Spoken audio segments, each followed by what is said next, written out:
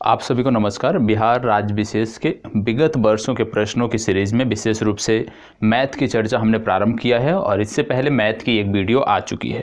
Math में जिस प्रकार से प्रश्न आपकी परीक्षाओं में पूछे गए हैं उन्हीं प्रश्नों का संकलन यहाँ पर आपके समक्ष प्रस्तुत किया जा रहा है। सबसे पहली बात कि बार बार मैंने पिछली वीडियो में भी कहा, आज फिर से प्रारंभ में ही कह दे रहा हूँ कि जिनका भी मैथ वीक है, जिनको भी मैथ में समस्या नज़र आ रही हो, ईमानदारी से, ठीक है, बिना किसी झिझक के ईमानदारी से आप कमेंट बॉक्स में बताएं।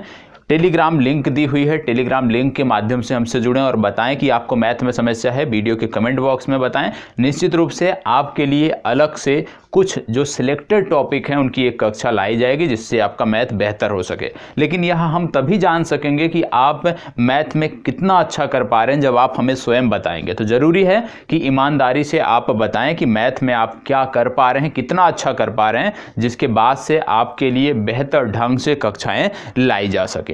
ठीक है, तो इसके लिए ज़रूरी है कि आप सबका सहयोग, और आप सब यदि बताएंगे तभी जानकारी मिल पाएगी। अब पिछली सीरीज में हमने एक प्रश्न देखा था, पहला प्रश्न था, यहीं से हमने चर्चा की शुरुआत की थी।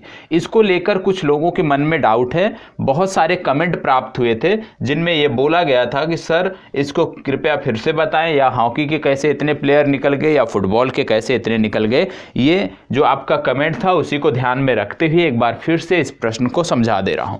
सबसे पहले यहाँ पे क्या बोला गया है, ध्यान से हमें देखना है चीज़ों को। ठीक है, बोला गया है एक स्कूल में एथलेटिक्स टीमों के एक समूह में 21 बास्केटबॉल टीम में, मतलब 21 खिलाड़ी हैं। मैं प्रश्न जो जहां से मैंने प्रश्न उठाया था वहां भी एक बार करेक्ट कर लेता हूं। इसकी 21 बास्केटबॉल के, 26 हॉकी टीम में और 29 फुटबॉल टीम में हैं।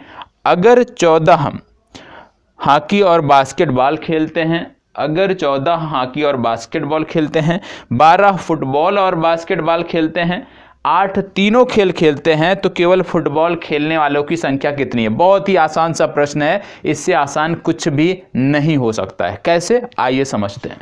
सबसे पहले बोला जा रहा है कि एक समूह है टीमों का, उसमें 3 खेल प्रमुखता से बताए गए हैं। पहला बताया गया है बास्केटबॉल, दूसरा बताया गया है हॉकी, तीसरा बताया गया है फुटबॉल। मतलब 3 खेलों की बात यहाँ पे हो रही है। तो सबसे पहले हम यहाँ पे देख लेते हैं बास्केटबॉल में, यदि हम बी से डिनोट करें तो बास्केटबॉल में कितने खिलाड़ी हैं? कुल 26। इसी तरह से हॉकी टीम में कितने हैं? 29। हॉकी में हो गए 29। हॉकी के बाद तीसरा आता है फुटबॉल, हॉकी में हो गए 26। यहाँ पे एक मिसिंग है, इसको सही कर लेते हैं।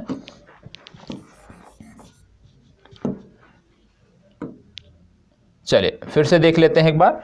क्या है? एथलेटिक्स टीमों के एक समूह में 21 बास्केटबॉल में, मतलब बास्केटबॉल में 21 खिलाड़ी। ठीक है, 26 हॉकी टीम में, हॉकी के 26 खिलाड़ी। ठीक है, तीसरा बोला जा रहा है 29 खिलाड़ी फुटबॉल, मतलब फुटबॉल को यदि हम एफ से दिखाएं तो हमें 29 दिखाना है। 3 खेलों की बात हो रही है। अब जो सबसे निचली लाइन यहाँ पे आपको सबसे अंतिम देखने को मिलेगा, 8 खिलाड़ी हैं जो तीनों खेलों में खेलते हैं, मतलब ये तीनों में शामिल हैं। मतलब हमें यदि हम सर्किल बनाते हैं तो कुछ इस प्रकार से बनाना होगा जो तीनों में शामिल हो। मतलब यहाँ पे हमने बना लिया इस प्रकार से, एक हमने बना लिया ये दूसरा, और क्योंकि तीनों में शामिल है इसका मतलब क्या है कि एक ऐसा होना चाहिए जो तीनों में कॉमन हो। ठीक है, ये हमारी सर्किल बन गई 3 खेलों के लिए। अब 8 खिलाड़ी तीनों में शामिल हैं। अब इसमें वह भाग जहां पर, वह भाग जो तीनों में शामिल है वो कौन सा होगा? यही वाला भाग होगा। देखो ये वाला भाग होगा जो मैंने ग्रीन किया, ये वाला भाग है जो तीनों में शामिल है। ठीक है, अब इसमें से एक को मान लेते हैं हम, इसको मान लिया हमने बास्केटबॉल। ठीक है, इस वाले बॉक्स को हमने मान लिया हॉकी, और इस वाले को हमने मान लिया फुटबॉल। ये भी क्लियर है कौन सा बॉक्स किसका है। अब ये तीनों में है, मतलब जो तीनों में है वहां पे कितनी संख्या बोली गई है? 8 खिलाड़ी हैं जो तीनों में शामिल हैं। मतलब यहाँ पे यदि हम बात करें, तो यहाँ पे कितने खिलाड़ी आने चाहिए? यहाँ पे आना चाहिए, जो संख्या आनी चाहिए यदि हम उसकी बात करें तो यहाँ पे 8 आनी चाहिए। कहने का मतलब कि यहाँ पे इस वाले गोले में 8 खिलाड़ी आपके आ गए। अब अगर 8 यहाँ पर आ गए, ठीक है, 8 खिलाड़ी यहाँ पर आ गए, और आगे हम पढ़ते हैं क्या? देखो अगर 14 हॉकी और बास्केटबॉल दोनों खेलते हैं, मतलब 14 खिलाड़ी ऐसे हैं जो हॉकी और बास्केटबॉल दोनों में हैं, कितने हैं? 14 खिलाड़ी। इसी तरह से आगे जब हम बढ़ते हैं तो 12 खिलाड़ी जो हैं वो बास्केटबॉल, अगर 14 खिलाड़ी हॉकी बास्केटबॉल खेलते हैं और 12 खिलाड़ी, यहाँ पे थोड़ा सा करेक्शन था, यहाँ पे कर लीजिएगा, 12 खिलाड़ी फुटबॉल और बास्केटबॉल खेलते हैं। यहाँ पे करेक्शन कर लीजिएगा। एक बार प्रश्न मैं बता देता हूँ, यहाँ तक सही है, यहाँ तक आपका प्रश्न सही है, ठीक है। 14 खिलाड़ी हॉकी और बास्केटबॉल खेलते हैं, यहाँ तक सही है। इसके बाद आपको नोट करना है 12 फुटबॉल और बास्केटबॉल खेलते हैं, उसी के आगे 12 फुटबॉल और बास्केटबॉल खेलते हैं। तो फुटबॉल और बास्केटबॉल कितने खेलते हैं? 12 खेलते हैं। और उसके आगे दिया हुआ है 15 खिलाड़ी हॉकी और फुटबॉल खेलते हैं। 15 खिलाड़ी ऐसे हैं जो हॉकी और फुटबॉल खेलते हैं, कितने हैं? 15 खिलाड़ी हैं। तो ये 3 डिजिट भी आपको आगे नोट करना है। क्या? हॉकी और बास्केटबॉल 14 खिलाड़ी खेलते हैं, फुटबॉल बास्केटबॉल 12 खिलाड़ी खेलते हैं, और हॉकी और फुटबॉल 15 खिलाड़ी खेलते हैं। यदि 8 तीनों में खेलते हैं तो केवल फुटबॉल खेलने वालों की संख्या कितनी होगी? अब हमें निकालना है, ठीक है। अब हमने निकाल लिया कि 8 तीनों खेलते हैं। अब यहां से कोई भी 2 ले लेते हैं। मान लीजिए हमने 2 ले लिया, बास्केटबॉल और हॉकी की बात हमने कर लिया। तो बास्केटबॉल और हॉकी की यदि हम बात करते हैं तो यहां पे कितना देखने को मिल रहा है कि 14 खिलाड़ी ऐसे हैं जो बास्केटबॉल और हॉकी दोनों खेलते हैं, मतलब बास्केटबॉल और हॉकी दोनों खेलते हैं। और जब हमने अभी ऐसा सर्किल बनाया था, ऐसा देखो, ये वाला जो हमने सर्किल बनाया था 2, यही तो था ना, एक बास्केटबॉल का है एक हॉकी का है। अब बोला जा रहा है कि 14 खिलाड़ी हैं जो हॉकी और बास्केटबॉल दोनों खेलते हैं, मतलब इस वाले जो कॉमन है इसमें कितना आना चाहिए? 14 आना चाहिए, ठीक है। 14 इसमें फिल करना है क्योंकि 14 दोनों खेलते हैं। लेकिन इन 14 में से 8 वही हैं जो तीनों में शामिल हैं। 8 इन्हीं 14 में से 8 हैं जो तीनों में शामिल है। मतलब कि अब जो ऊपर वाला ये थोड़ा सा स्पेस बचा हुआ उसमें कितना लिखोगे? 14 में से 8 घटा के तो कितना आ जाएगा? 6 यहाँ पे आ जाएगा, ठीक है। और यहां से आपको देखने को मिल रहा है कि 8 और 6 14 दोनों में शामिल हैं, बास्केटबॉल और हॉकी में 8 तीनों में शामिल है। इतना आ गया, ठीक है। अब इसी के बाद अगला लेते हैं हम। जैसे यहां पे अब कितना हो गया? हॉकी बास्केटबॉल 8 और 6 हो गया 14। और यदि हम बात करें बास्केटबॉल खेलने वाले की संख्या तो कितनी है? 21 है। मतलब अब 7 खिलाड़ी ऐसे बचे हैं जो इस पूरे वर्ग में आएंगे बास्केटबॉल में। लेकिन यहां पर ये वाला जो एरिया देखने को मिल रहा है ये किसका है? फुटबॉल और बास्केटबॉल में कॉमन खिलाड़ियों का। तो फुटबॉल और बास्केटबॉल में कितना कॉमन है? फुटबॉल और बास्केटबॉल में कॉमन खिलाड़ी हैं 12। मतलब कि इस पूरे में जहां पे 8 लिखा है, ये पूरा जो सर्किल है ये 12 का आना चाहिए, क्योंकि जो एफ और बी में कॉमन है 12 आना चाहिए। लेकिन 8 इसमें पहले से हैं, इन्हीं 12 में से 8 पहले से हैं जो सब में खेलते हैं। तो बचा कितना? 4। मतलब इस वर्ग में आ जाएगा आपका 4। अब देखो आपका एक आंसर निकल गया। जैसे बास्केटबॉल यदि पूछ लिया जाए कि कितने खिलाड़ी हैं जो केवल बास्केटबॉल खेलते हैं, तो देखो टोटल 21 खिलाड़ी हैं जो बास्केटबॉल खेलते हैं। अब इनमें से छट गए हैं कितने? 8 और 6 14 और 4 18। मतलब बचे कितने? 3। केवल 3 खिलाड़ी हैं जो केवल बास्केटबॉल खेलते हैं। इसी प्रकार से तीसरा जो दिया हुआ है ये कौन सा बॉक्स है? हॉकी और फुटबॉल का। हॉकी फुटबॉल कुल खेलते हैं 15, और ये 15 जो है इन्हीं 15 में 8 ये भी खिलाड़ी शामिल हैं जो तीनों खेलते हैं, ठीक है। तो कहने का मतलब है कि बात हो रही है हॉकी और बास्केटबॉल, इस पूरे में ये वाला जो आपका सर्किल बन रहा है इस पूरे में आना चाहिए 15, ठीक है। और इसमें कितना दिया हुआ है? पहले से यहाँ पे दिया हुआ है 15, मतलब 8 और 6 यहाँ से पहले से दिया हुआ है, 8 6 14। और उसी के बाद यदि हम बात करें तो यहाँ पे कितना आपका आ जाएगा? यहाँ पे आ जाएगा आपका 7, ठीक है। अब अगर यहाँ पे 7 आ गया तो देखो यहाँ पे 8 है, यहाँ पे 4 है, यहाँ पे 7, तो 8 4 12 7 कितना हो गया? 19 हो गया। और यदि हम फुटबॉल की बात करें तो कितने खिलाड़ी शामिल हैं? 29। तो 19 और 19 आया इधर से, ये जोड़ने पे 19 आया और उधर है 29, तो घटा दोगे कितना आएगा 10। मतलब बड़े वाले बॉक्स में जो है 10 आ रहा है, मतलब फुटबॉल खेलने वालों की संख्या केवल 10 है, ये आपको पता होना चाहिए। सबसे पहले हमें क्या करना है, 3 बॉक्स बना लेने हैं, जो कॉमन है उनको लिख लेना है कि कौन से खिलाड़ी हैं जो तीनों में शामिल हैं, उनके लिए हमने जगह दे दी। ठीक है, एक बार फिर से समझा दे रहा हूँ अगले पेज पे थोड़े बड़े में, जिससे ये आपको समझ में आ जाए और यहाँ पे कोई समस्या ना हो। यहाँ थोड़ा स्पेस कम पड़ रहा है, इस वजह से दिक्कत है। ठीक है, यहाँ पे बॉक्स बना हुआ है, यहीं पे मैं समझा देता हूँ आपको। ठीक है, यहाँ पे बना हुआ है, यहीं पे समझा देता हूँ। देखो, अब थे बास्केटबॉल, मैं नोट कर ले रहा हूँ क्या क्या था। बास्केटबॉल खेलने वालों की जो संख्या है वो है 21, हॉकी खेलने वालों की जो संख्या है वो है 26, फुटबॉल खेलने वालों की जो संख्या है वो है 29। ठीक है, ये संख्या दी हुई है। इसके बाद फिर दिया हुआ है कि हॉकी और बास्केटबॉल खेलने वाले खिलाड़ी हैं 14। ठीक है, football basketball, football plus basketball वाले खिलाड़ी हैं 12, और तीसरा दिया है hockey plus football, hockey plus football वाले जो खिलाड़ी हैं ये है 15, ये भी दिया गया है। साथ ही साथ ऐसे ये भी दिया है कि 8 खिलाड़ी तीनों में शामिल हैं। ठीक है, अब 3 बॉक्स ऐसे बन गया, क्योंकि यहाँ पे बताना था आपको कि 8 खिलाड़ी तीनों में शामिल हैं, तो मतलब ये वाला जो बॉक्स बना है यहाँ पर जो ये देख रहे हो ये तीनों में कॉमन है, तो इसीलिए यहाँ पर 8 लिखा गया है, क्योंकि ये तीनों में कॉमन है और बताया गया है प्रश्न में कि ये तीनों में कॉमन है। तो यहाँ पे 8 क्यों आया इसका कोई डाउट नहीं होना चाहिए। दूसरी बात, बास्केटबॉल में कुल 21 है, मतलब ये जो सर्किल आपको देखने को मिल रहा है, ये जो सर्किल देखने को मिल रहा है इसमें कुल 21 खिलाड़ी हैं। ठीक है, इसके बाद आपको दूसरा सर्किल देखने को मिल रहा है। दूसरा सर्किल यदि हम बात करें तो ये सर्किल आपका है, ये सर्किल आपका है हॉकी का, और आपको बताया गया है कि हॉकी में कुल कितने खिलाड़ी हैं, 26 खिलाड़ी, मतलब इस पूरे सर्किल में आपके 26 होने चाहिए। तीसरा सर्किल आपको देखने को मिल रहा है, तीसरा सर्किल आपको देखने को मिल रहा है ये नीचे वाला, इसमें फुटबॉल की बात हुई है और बोला गया है फुटबॉल में कुल कितने खिलाड़ी हैं, 29 खिलाड़ी, मतलब इस बॉक्स में सब मिलाकर 29 होने चाहिए। ठीक है, अभी तक हमने सिर्फ 8 वाला समझा है कि 8 कैसे आ गया है।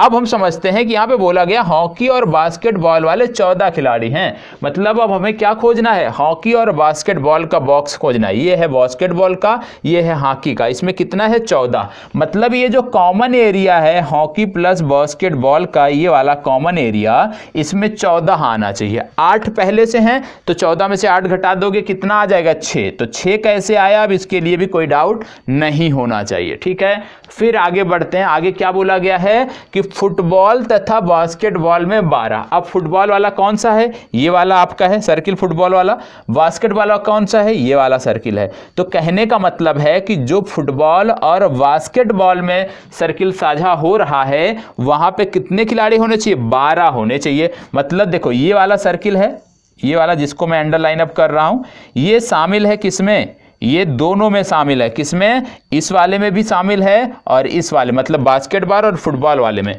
और यहाँ पे कितने टोटल आने चाहिए, 12 आने चाहिए। 8 पहले से हैं क्योंकि वो तीनों में है, तो बचा कितना 4, तो 4 आ गया। अब यहाँ भी किसी को डाउट नहीं होना चाहिए कि 4 कैसे आ गया। ठीक है, फिर इसी तरह से तीसरा पकड़ लेना है, हॉकी प्लस फुटबॉल। हॉकी की बात हो रही है, ये वाला बॉक्स है, फुटबॉल की बात हो रही है, ये वाला बॉक्स है। अब बोला जा रहा है हॉकी और फुटबॉल 15 खेलते हैं, हॉकी फुटबॉल कितने खेलते हैं, 15। अब हॉकी और फुटबॉल में जो कॉमन एरिया है उसको हमें चिन्हित करना है। अब जब हॉकी और फुटबॉल के कॉमन एरिया को हम चिन्हित करने जाएंगे तो हमें देखने को मिलेगा, एक तो फुटबॉल वाला ये है, ठीक है, फुटबॉल वाला एरिया ये है, ठीक है, और हॉकी वाला जो इसमें कॉमन एरिया हो रहा है ये वाला हो रहा है। ठीक है, कहने का मतलब है कि इसमें कितना आना चाहिए, इसमें आना चाहिए 15, तो इसमें 15 आना चाहिए, और 8 पहले से है तो इसमें कितना आएगा, 7 आएगा। अब 7 कैसे आ गया इस पे भी डाउट नहीं होना चाहिए। अब ये 7 कैसे आया है इस पर भी किसी को कोई डाउट नहीं होना चाहिए। ठीक है, अब सब पता हो गया, जो डिजिट यहाँ पे लिखी हुई है सबके बारे में हमें पता हो गया। अब बोला गया है कि कितने खिलाड़ी सिर्फ फुटबॉल खेलते हैं। फुटबॉल खेलते हैं तो फुटबॉल वाला बॉक्स ये रहा, ये आपका फुटबॉल वाला बॉक्स है, इसमें कितने खिलाड़ी हैं? कुल 29 हैं। अभी कितने इसमें दर्ज हैं? ये तो अभी दिया नहीं हुआ है, ये तो हमें निकालना है। ठीक है, अभी कितने दर्ज हैं? 4, 8 और 7। 8, 4, 12 और 7 19। 19 दर्ज हैं। 29 खेलते हैं तो 29 में से 19 घटा दो, आ गया 10 और ये आपका आंसर आ गया। ठीक है, तो इस तरह से बॉक्स बनाकर थोड़ा विचार करिएगा। बार बार जो ये बोला है 8 से 10 मिनट में समझाया, इसको बार बार देखिएगा, समझ में आ जाएगा। और इस तरह के प्रश्न बहुत ही आसान होते हैं, आप आसानी से यहाँ पे अंक अर्जित कर सकते हैं। ठीक है, अब यदि किसी को कोई समस्या हो, अभी भी ना समझ में आया हो, तो प्लीज़ कमेंट बॉक्स में अवश्य बताइएगा। उसके लिए भी प्रयास किया जाएगा कि आपको समझ में आए। जब तक जितने भी छात्र हमसे जुड़े हुए हैं, जब तक सभी को समझ में नहीं आ जाएगा, तब तक समझ लीजिए हमारी मेहनत सफल नहीं हुई है। चलिए, अब इसमें हमने लगभग 23 से 24 प्रश्नों को हमने देखा था। ठीक है, तो 23 से 24 प्रश्नों के आगे हम बढ़ेंगे। 23 से 24 प्रश्नों के आगे हम बढ़ते हैं और देख लेते हैं कहाँ तक हमने देखा था कल की कक्षा में, और उसी के बाद आगे हम बात करेंगे। ठीक है, यहीं से हमें देखना है। शायद इसको हमने 1 और 50 के बीच कितनी अभाज्य संख्याएं हैं हमने देख लिया था, और यहीं से हमें देखना है। चलिए, एक संख्या को 342 से भाग देने पर, ध्यान दीजिएगा क्या बोला जा रहा है। यहां पर बोला जा रहा है कि एक संख्या को 342 से भाग करने पर शेषफल 47 मिलता है। यदि उसी संख्या को 19 से भाग कर दिया जाए तो शेषफल क्या होगा? अब आपको यह प्रश्न बताना है। पहले ध्यान से प्रश्न को पढ़ना है, कम से कम 2 बार पढ़ना है, समय देना है प्रश्न को, इसके बाद प्रयास करना है उसको लगाने का। चलें पढ़ें इसको पहले ध्यान से और इसको लगाने का प्रयास करें कि इसका कितना आंसर आएगा। चलिए प्रयास करें कितना आंसर आएगा। प्रश्न संख्या 20 है आपके सामने। प्रश्न संख्या 20 आपके सामने है, बताएं।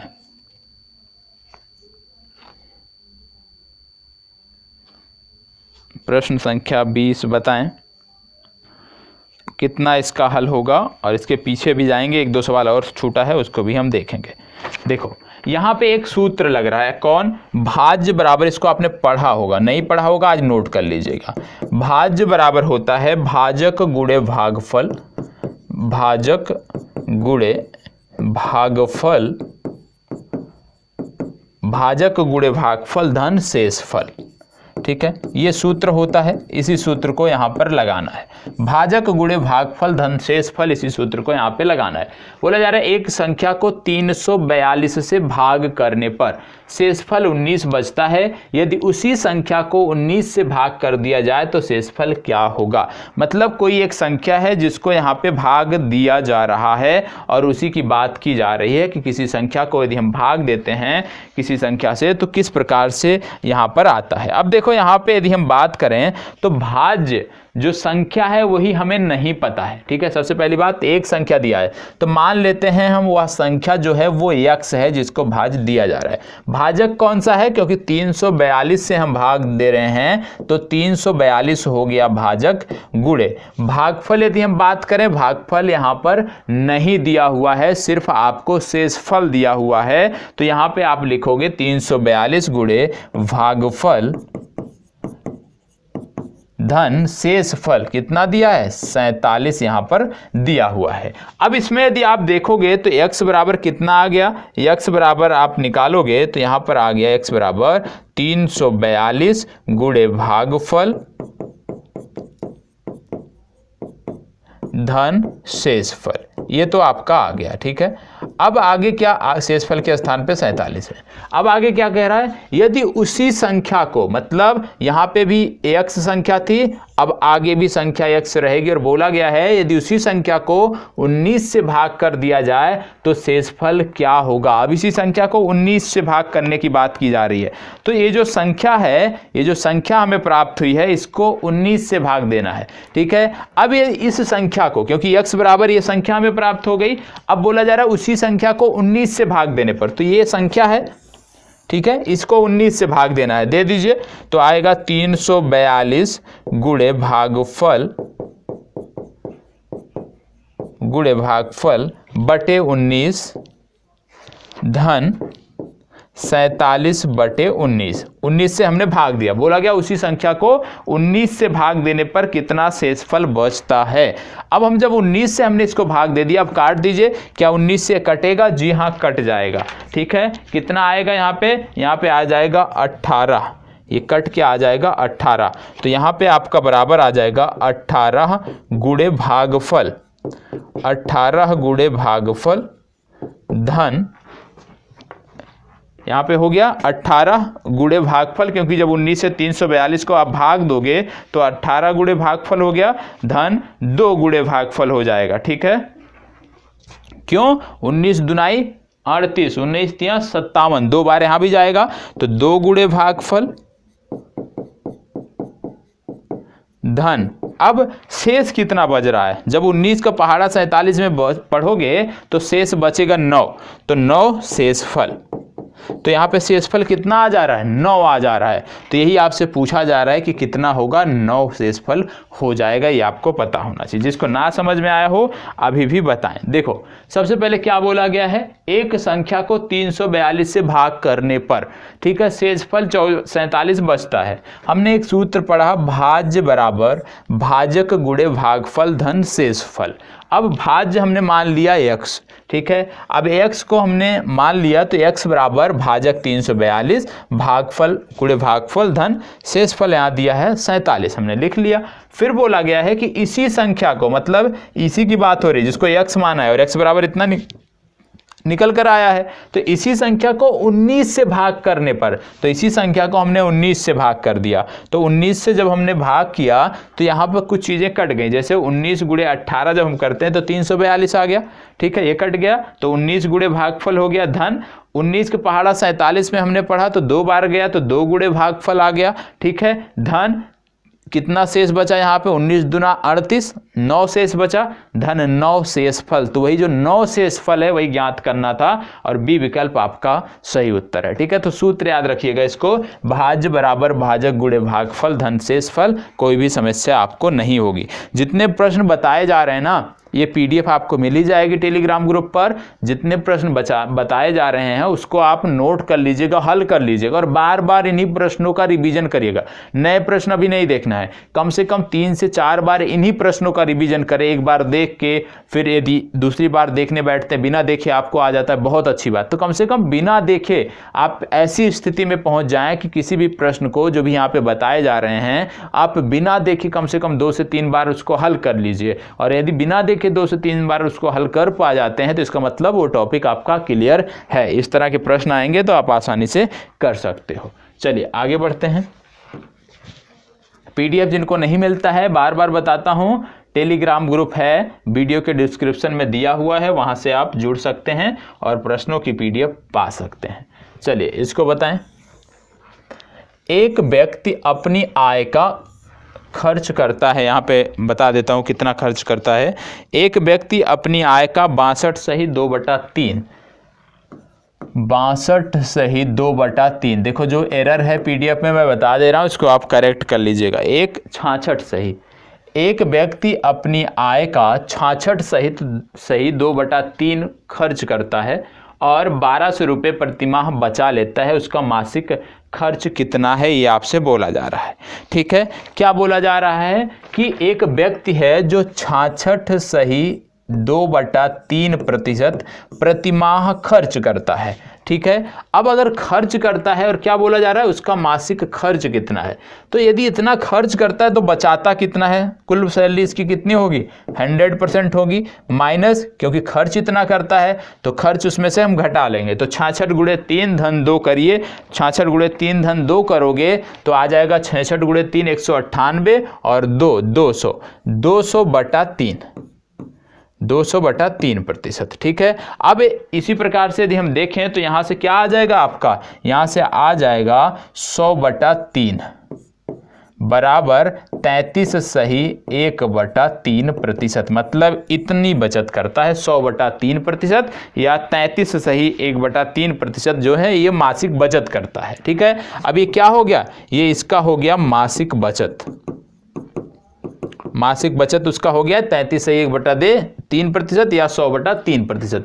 अब क्या बोला जा रहा है कि जो उसका मासिक बचत है वो है 1200 रुपया। मतलब जो हमने अभी निकाला है कि 33/3 ये क्या है, ये उसकी कुल सैलरी का जो प्रतिशत निकल के आता है वो होता है 1200 के इक्वल। मतलब यदि हम बात करें मासिक बचत बराबर, या आप ऐसे कह लीजिए मासिक बचत प्रतिशत बराबर 1200। ठीक है, मासिक बचत का जो प्रतिशत है वो किसके बराबर है, 1200 के बराबर है। अब यहाँ पे यदि हम बात करें कि 1200 के बराबर है तो यहाँ पे क्या आ जाएगा आपका, यहाँ पे मासिक बचत प्रतिशत कितना है, 100/3%। तो 100/3% ये जो मासिक बचत इसका है बराबर ये कितने का हो गया, 1200 के हो गया। अब 100/3 याद रखिएगा, 100/3 ये जो है बचाता है, खर्च कितना करता है, 200/3, खर्च 200/3 करता है। ठीक है, अभी आपने निकाला था 66/2/3। तो यदि 200/3 खर्च करता है और 100/3 बचाता है तो 1200 के बराबर होगा। यदि हम 1200 बराबर कितने के हैं, 100/3 के, तो 200/3 कितना होगा, इसी को 200 गुणा कर दोगे आपका आ जाएगा, कितना आ जाएगा आपका, 2400 रुपये आपका आ जाएगा। मतलब वो 2400 रुपये खर्च करता है। ठीक है, जिसको ना समझ में आया हो एक बार फिर से बोला गया, एक व्यक्ति अपनी आय का 66.2/3% खर्च करता है और रुपये 1200 प्रतिमाह बचा लेता है।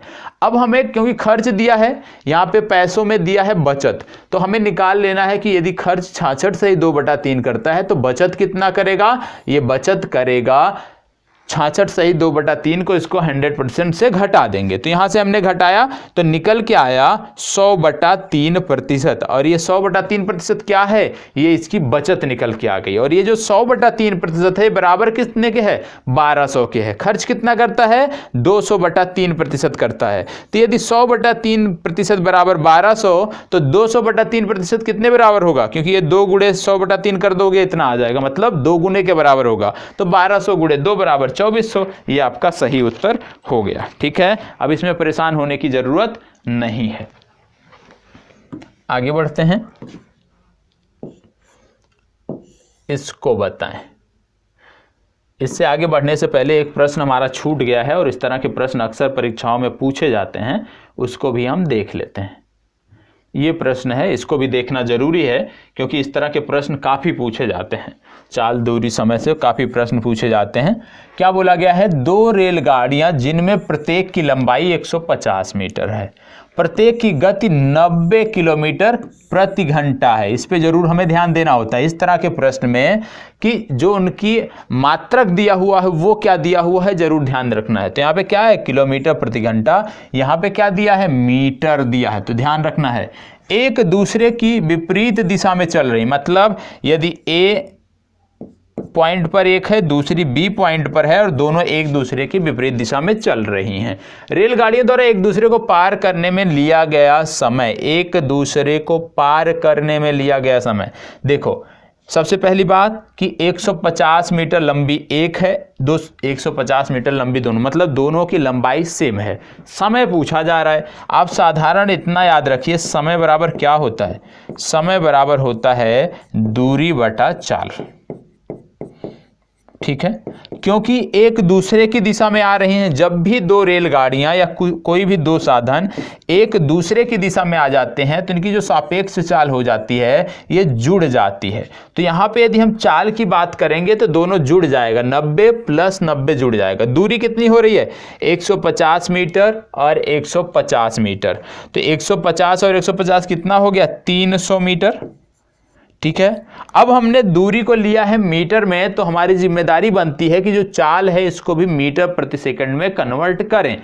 तो 90 किलोमीटर प्रति घंटा को यदि मीटर प्रति सेकंड में कन्वर्ट करते हैं तो इसको 5/18 से गुणा करना पड़ेगा। 18 पंचे 90 बराबर 25 आ गया, 25 मीटर प्रति सेकंड स्पीड आ गई। अब एक की चाल है 25 मीटर प्रति सेकंड, तो दूसरे की भी चाल क्या हो जाएगी, 25 मीटर प्रति सेकंड। तो 25 मीटर प्रति सेकंड और 25 मीटर प्रति सेकंड दोनों जुड़ जाएगा, आ जाएगा कितना, 50 मीटर प्रति सेकंड। मतलब चाल कितनी हो गई, 50। अब गुणा कर भाग कर देना है, तो 50 × 6 बार जाएगा बराबर 6 सेकंड, आपका आंसर आ गया। मतलब इस तरह के प्रश्न हो, सबसे पहले जो यूनिट दिया हो वो हमें ध्यान में रखना है, किसमें दिया है, मीटर प्रति सेकंड में दिया है, किलोमीटर प्रति घंटा में दिया है, किलोमीटर में दूरी दी गई है, मीटर में दूरी दी गई है, सबको एक यूनिट में रखने का प्रयास करना होता है, तभी ये सवाल हल होता है। और जब तक हम एक यूनिट में नहीं रखेंगे हम गलत कर बैठेंगे, ठीक है। तो एक यूनिट में कर लो, चाहे सबको मीटर में ही कन्वर्ट कर लो, चाहे सबको किलोमीटर में कन्वर्ट कर लो, बात एक ही है, ठीक है। इसके बाद एक ही सूत्र याद रखना है, समय बराबर दूरी बटा चाल, समय बराबर दूरी बटा चाल। अब समय बराबर दूरी बटा चाल, तो दूरी भैया कितनी है, 2 ट्रेन है, एक की लंबाई 150 मीटर, तो 2 की लंबाई, दोनों समान लंबाई की है, 300 मीटर, दूरी हो गई 300 मीटर, मतलब 300 मीटर उनको चलना है, तब एक दूसरे को पार कर पाएंगी। दूसरा, स्पीड यहाँ पे दिया है, उसको हमने मीटर प्रति सेकंड में बदल लिया, तो निकल के आया 25 मीटर प्रति सेकंड। तो दोनों की स्पीड क्योंकि एक ही दिशा में जा रही हैं, ठीक है, यदि मान ले एक दूसरे की तरफ आ रही हैं, ठीक है, एक दूसरे की तरफ आ रही हैं, इसलिए जो सापेक्ष चाल होगी वो जुड़ जाएगी। यदि विपरीत दिशा में जाती होती एक दूसरे के, तो वहां पे सापेक्ष चाल जुड़ती नहीं, बल्कि वहां पे घट जाती, ठीक। तो इस तरह से 6 सेकंड आपका आंसर आ गया। चलिए आगे बढ़ते हैं और प्रश्न संख्या अब हम देखने वाले हैं 23।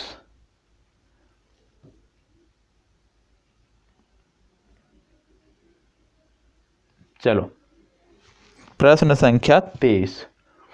उससे पहले एक सवाल मुझे लगता छूट गया, इसको देख लेते हैं, 22 को देख लेते हैं। यहाँ पे क्या बोला गया है, यहाँ पे बोला गया है एक व्यक्ति, ध्यान से पढ़ना है प्रश्न को, सारा जवाब प्रश्न में मिल जाता है यदि हम ध्यान से पढ़ते हैं। एक व्यक्ति एक वस्तु को एक निश्चित दाम पर बेचकर 20% का लाभ प्राप्त करता है। यदि वह उसे 2 गुने दाम पर बेचता है, यदि वह उसे 2 गुने दाम पर बेचता है तो उसका लाभ प्रतिशत क्या होगा। यदि 2 गुने दाम पर बेचता है तो उसका लाभ प्रतिशत क्या होगा, यह बोला जा रहा है, यह पूछा जा रहा है। देखो सबसे पहली बात कि यहाँ पर यदि हम बात करें, क्या बोला गया, एक वस्तु को एक निश्चित दाम पर बेचकर 20% का लाभ कमाता है। तो सबसे पहले यहाँ पे हमें मानना होगा कि माना वस्तु का क्रय मूल्य बराबर 100 रुपये। तो हमने यहाँ पे मान लिया, माना वस्तु का क्रय मूल्य बराबर 100 रुपये। अब क्रय मूल्य हमने 100 रुपये मान लिया। आगे क्या बोला जा रहा है कि 20% लाभ कमाता है, मतलब मान लीजिए 100 रुपये का खरीदा था, तो इसने जो बेचा तो वो विक्रय मूल्य कितना हो गया, इसका 20% लाभ कमाया है, तो 100 रुपये पे 20 रुपये मतलब 120 रुपये इसका विक्रय मूल्य हो गया, ठीक है। आगे क्या बोला जा रहा है कि 2 गुने दाम पर विक्रय मूल्य। अब क्योंकि क्या कह रहा है कि यदि वह उसे 2 गुने दाम पर बेचता है, मतलब 120 का है, अब इसको 2 गुने दाम पर बेचना है, तो 120 का 2 गुना बराबर मतलब 240 रुपये का अब बेचना है इसको। और जब 240 रुपये का हम इसको बेचेंगे तब बोला जा रहा है कि उसका प्रतिशत लाभ क्या होगा।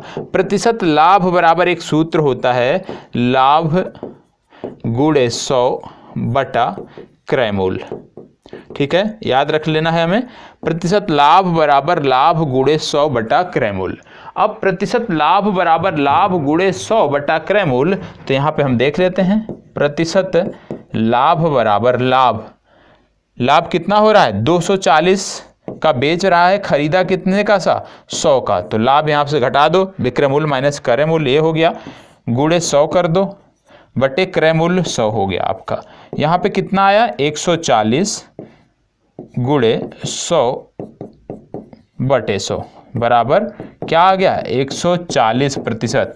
मतलब लाभ कितना कमाया उसने, उसका लाभ प्रतिशत होगा 140%। ए विकल्प आपका सही उत्तर होगा। अब इस यहाँ भी किसी को ना समझ में आया हो, फिर से बताता हूँ एक बार, ठीक है। क्या बोला जा रहा है, बोला जा रहा है कि कोई भी एक व्यक्ति है जो एक वस्तु को निश्चित दाम पर बेचकर 20% का लाभ कमाता है, ठीक है। यहाँ पे दिया 20% का लाभ कमाता है, तो हमने मान लिया उस वस्तु का जो क्रय मूल्य था, जो खरीद मूल्य था, वो था 100 रुपया।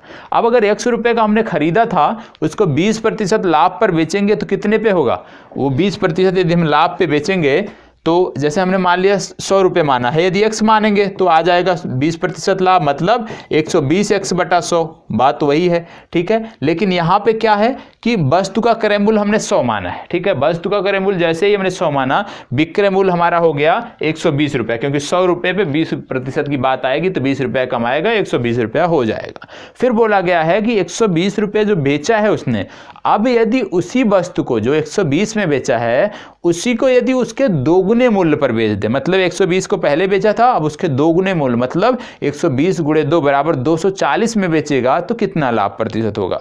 अब लाभ प्रतिशत निकालने के लिए सबसे जरूरी चीज है लाभ कितना हुआ, क्योंकि प्रतिशत लाभ बराबर होता है लाभ गुणे 100 बटा क्रय मूल्य।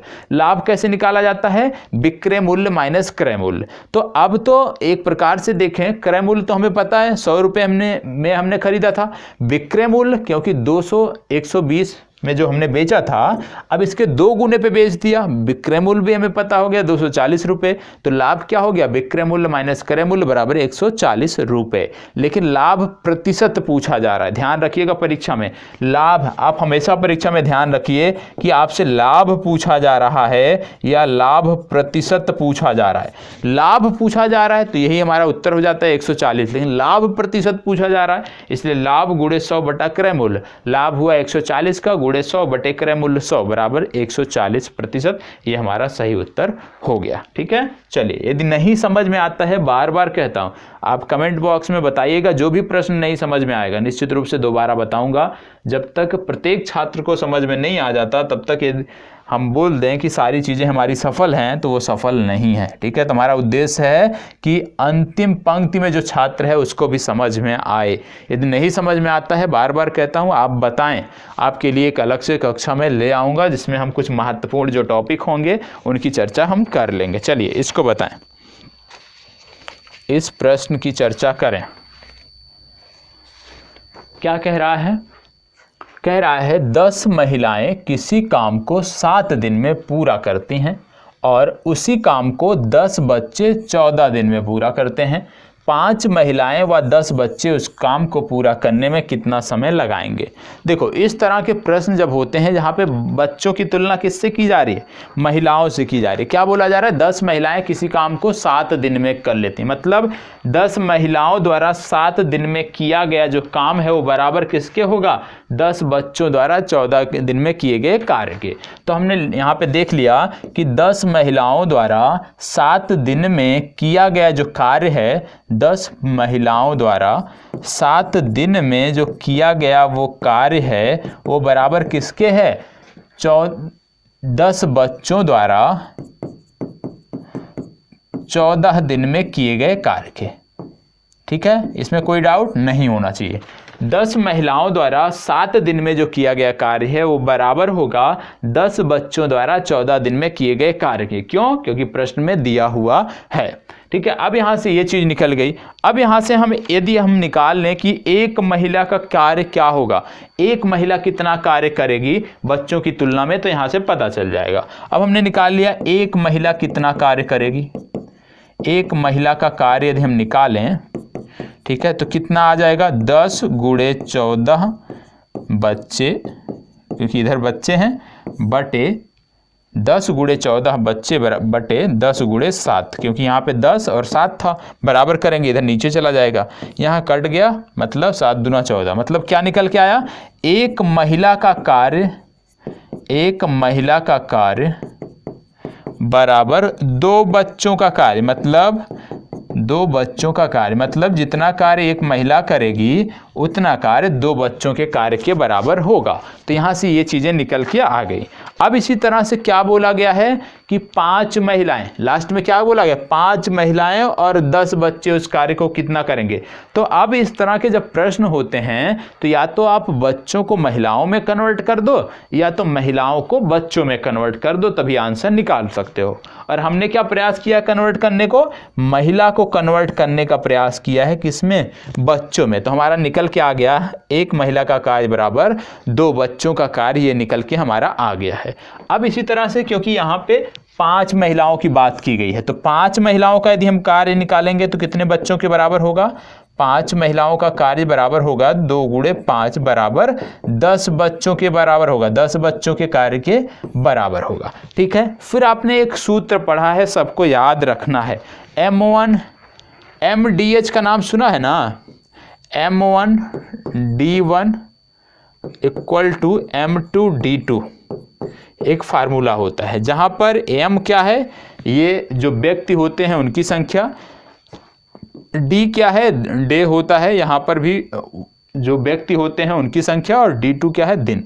अब M1 बराबर, क्योंकि क्या बोला गया है, 5 महिलाएं और 10 बच्चों की बात की गई है, और 5 महिलाओं को हमने कन्वर्ट कर दिया किस में, 5 महिलाओं को हमने कन्वर्ट कर दिया बच्चों में। ठीक है, 5 महिलाएं व 10 बच्चे। तो अब इसको इसी प्रकार से हम हल कर लेते हैं। M1 बराबर क्या आ जाएगा, M1 बराबर आ गया 10 बच्चे, D1 बराबर आ गया, यहां पे यदि हम बात करें D1 बराबर आ गया 14।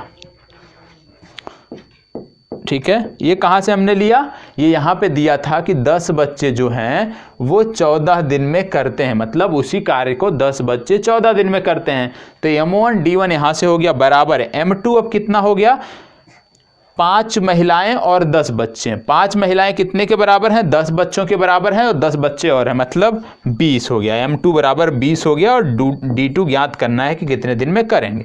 तो 10 इक्के 10, 10 दूना 20, 2 7 14, D2 बराबर आ गया 7, मतलब 7 दिन में कार्य हो जाएगा। डी विकल्प आपका सही उत्तर है। अब जिनको ना समझ में आया हो एक बार फिर से बता देता हूँ।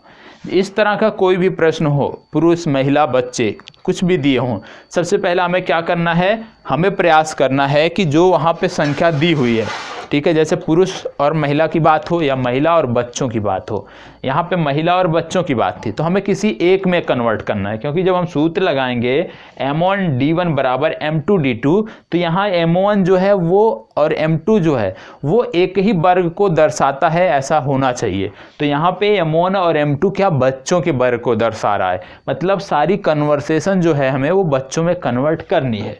तो हमने क्या देखा कि बोला जा रहा है 10 महिलाएं किसी काम को 7 दिन में पूरा करती हैं, और उसी काम को 10 बच्चे 14 दिन में करते हैं, मतलब 10 महिलाएं जो हैं वो जो 7 दिन में कर लेती हैं उसी काम को 10 बच्चे 14 दिन में करते हैं। तो हमने दिखा दिया यहाँ पे कि 10 महिलाओं का 7 दिन का काम बराबर 10 बच्चों का 14 दिन का काम।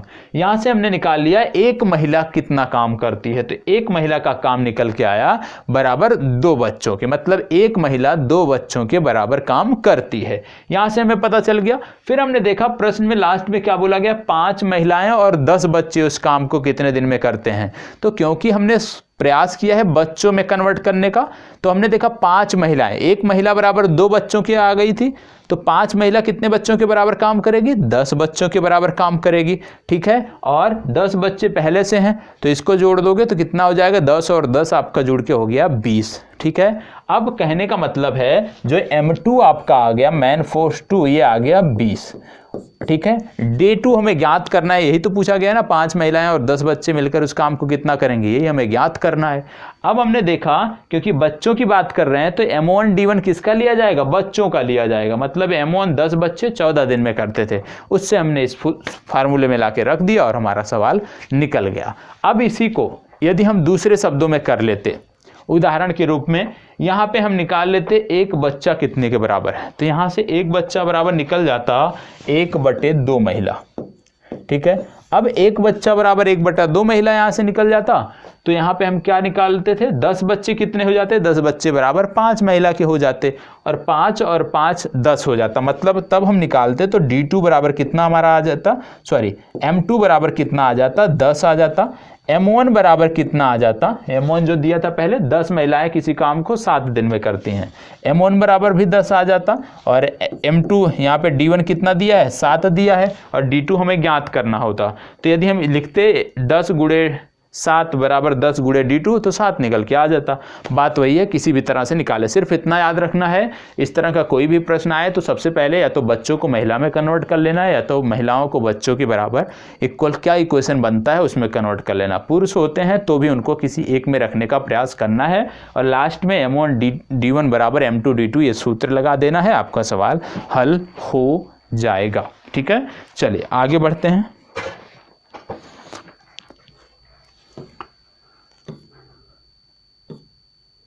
इसको बताएं। 11 और 90 के बीच में कितनी संख्याएं हैं जो 7 से भाग हो जाती हैं, विभाजित हो जाती हैं होना चाहिए। एक बार देख लेता हूं मैं, यहाँ पे है,